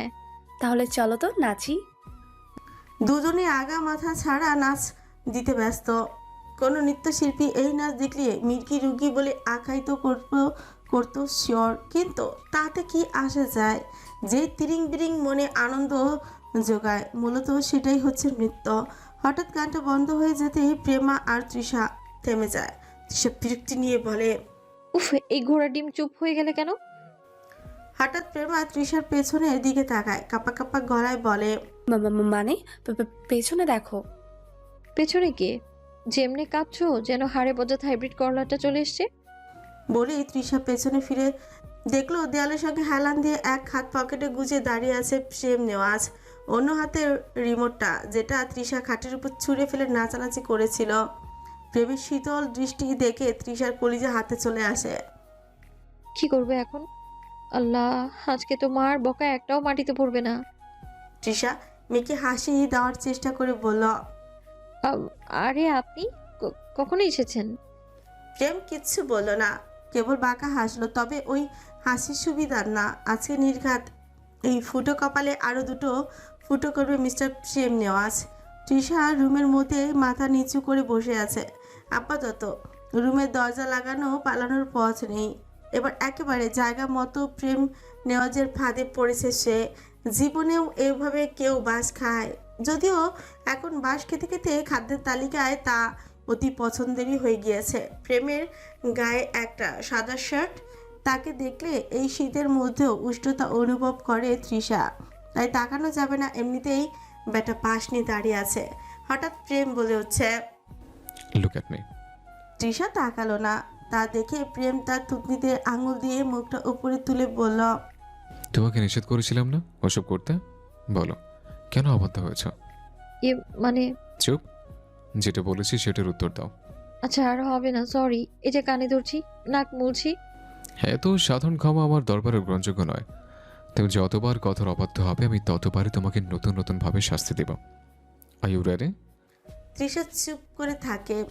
প্রেম তাকে কাছে টেনে এনে ঘাড়ে এখন চুমু খেলো। তৃষার শরীর কেঁপে উঠল। খামচে ধরলো সে প্রেমকে। স্পর্শ বৃদ্ধির সঙ্গে সঙ্গে বাড়লো তৃষাও, মরিয়া হয়ে ওঠার মাত্রাও। তবে হঠাৎ করে প্রেম থেমে গেল। তৃষাকে ছেড়ে দিয়ে বলল, যাও ঘুমিয়ে পড়ো। প্লিজ প্রেম, আমার ভালোবাসুন প্লিজ, আমি শাস্তি চাই। কিন্তু তুমি তো এখন। কিছু হবে না। প্রেম মুচকি হেসে তৃষাকে কোলে তুলে আলতো করে বিছানায় শুয়ে দিল। বাতি বন্ধ করে হারিয়ে গেল দুজনের মধ্যখানে। সকাল সকাল আজকে সিমলা এসেছিল। তৃষা ফোনে মায়ের সঙ্গে কথা বলে মার ফোনটা রাখলো। প্রেমের আজকে গানের রেকর্ডিং আছে, সে স্টুডিওতে গেছে, অঙ্কুর গেছে তার সঙ্গে। ওদের ফিরতে আজকে দেরি হতে পারে, তাই সিমলাকে অঙ্কুর তৃষার কাছে রেখে গেছে। এমনিতেও সিমলা বাসা একাই থাকে। তৃষার বোধহয় এই সেমিস্টার মিস হয়ে যাবে। কাল রাতেও প্রেম ওয়াশিংটন যাওয়ার কথা বলছিল। এখন সিয়াটলে শিফট হবে নাকি ফক্স, সেটা সেই ভালোই জানে। আরেকটা ব্র্যান্ডের সঙ্গে যে কোলাবোরেশন করেছে, একটা চুক্তিপত্র হয়েছে। চুক্তি শেষ হলে বাংলাদেশ ফিরে আসবে। তবে এতগুলো দিন তো আর মিস্টার প্রেম নেওয়াজ বউ ছাড়া বিদেশে থাকতে পারে না। আর এখন তো বউয়ের সাথে বাচ্চাও আছে। এই সময় দরকার হলে ক্যারিয়ার ছাড়বে, তবুও বউকে গর্ভবতী অবস্থায় একা রেখে কখনোই সে দূরে যেতে পারবে না। তৃষা ভেবেছিল প্রেমের বাড়ি ফিরতে হয়তো অনেক দেরি হবে, তবে সে যে বিকেলের আগেই ফিরে আসবে বাড়ি। প্রেমের কাঠের বাড়িতে আন্ডার পার্কিংয়ের জায়গা আছে, যা পেছন দিকে অবস্থিত।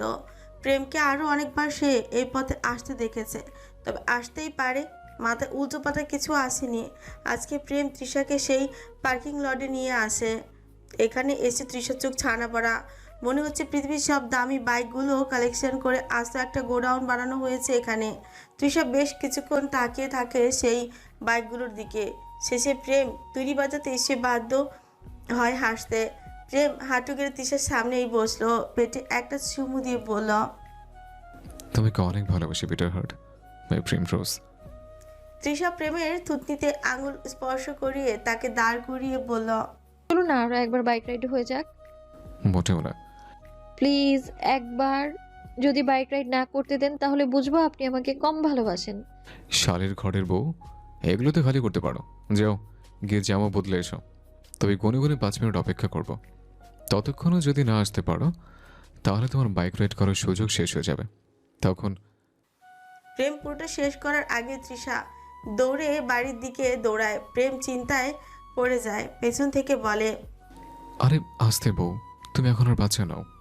তৃষার তৈরি হয়ে বের হতে পাকা আধ ঘন্টা সময় লাগে। তৃষা আসতেই প্রেম হাত ঘড়ির দিকে তাকিয়ে চোখে সানগ্লাসটা লাগিয়ে বাইকে বসে পড়ল। তৃষা চারপাশে একবার তাকিয়ে বলল, আমার বাইকটা বের করেনি, একটু করলে কি এমন হতো? পেছনে উঠে বসো। মানে কি? 5 মিনিট সময় দিয়েছিলাম, তুমি আমার এক্সট্রা 25 মিনিট খরচা করেছো। তোমাকে যে শীতের মধ্যে বাইরে নিয়ে যাচ্ছে এটাই অনেক। তৃষা হাঁপার মতো বাইকে উঠে এসে বাইক বাড়ির সীমানা ছেড়ে হাইওয়েতে পৌঁছাতে তৃষা পেছন থেকে প্রেমকে খোঁচা দিতে শুরু করলো। একটু পরপর এখানে ওখানে স্পর্শ করা প্রেম বারবার নিজের আত্মরক্ষার জন্য তৃষার হাত ছাড়িয়ে নিচ্ছে, যা দেখে তৃষা আরও মজা পাচ্ছে আর দুষ্টুমির যা মাত্রা বাড়ছে। শেষে প্রেম হেলমেটের নিচ থেকে বলল, ছি জুনিয়র, আমার মতো শুদ্ধ পুরুষকে একা মারের জন্য নিয়ে ছিনিমিনি খেলার চেষ্টা করছো? বলে দিচ্ছে একেবারে মামলা করব, মানহানির মামলা। ওরে আমার শুদ্ধ পুরুষ, শুদ্ধতা নিয়ে বাচ্চা পয়দা করে ফেলেছেন আপনি, এখন শুদ্ধ গিরি দেখাচ্ছেন? তোমার বিশ্বাস হয় না আমি যে শুদ্ধ পুরুষ? তাহলে চলো আশেপাশে কোথাও থেমে তোমার প্রমাণ দেখাচ্ছে। ইস, ওই যে আপনার সুই ঘুরে ফিরে এক জায়গাতেই আটকায়। হ্যাঁ, আমার সুই ঘুরে ফিরে তোমার সুতোয় গিয়ে থেমে যায়। তবে গবেষণা মোতাবেক সুই কিন্তু মেয়ে। আরে হ্যাঁ, সুই মেয়ে আর সুতো ছেলে, তাই সুইয়ের মধ্যে মানুষ সুতোকে ঢুকিয়ে দুটোর বিক্রিয়া সেলাই কার্য করে। সুই আর সুতোর বিক্রিয়া না হলে বউ সেলের জন্ম কি করে হতো বলো তো? সুই আর সুতোর বিক্রিয়া না হলে বউ সেলের জন্ম কি করে হতো বলো তো? বিষয়টা চিন্তার কিন্তু। তৃষা হঠাৎ পেছন থেকে প্রেমের পিঠে আস্তে করে একটা চিমটি কাটলো। প্রেম একটু চমকে তাকাতে না তাকাতে তৃষা 2 হাত দিয়ে তাকে শক্ত করে জড়িয়ে ধরলো। রাস্তায় গাড়ির আলো লাফিয়ে লাফিয়ে ছুটে যাচ্ছে সামনে। পোস্তগোলা ব্রিজের লালচে আলো ঝলঝল করছে। প্রেমের চোখ সেই আলোতে আটকে নেই। শহরে ব্যস্ত রাস্তায় তার মন নেই আজ।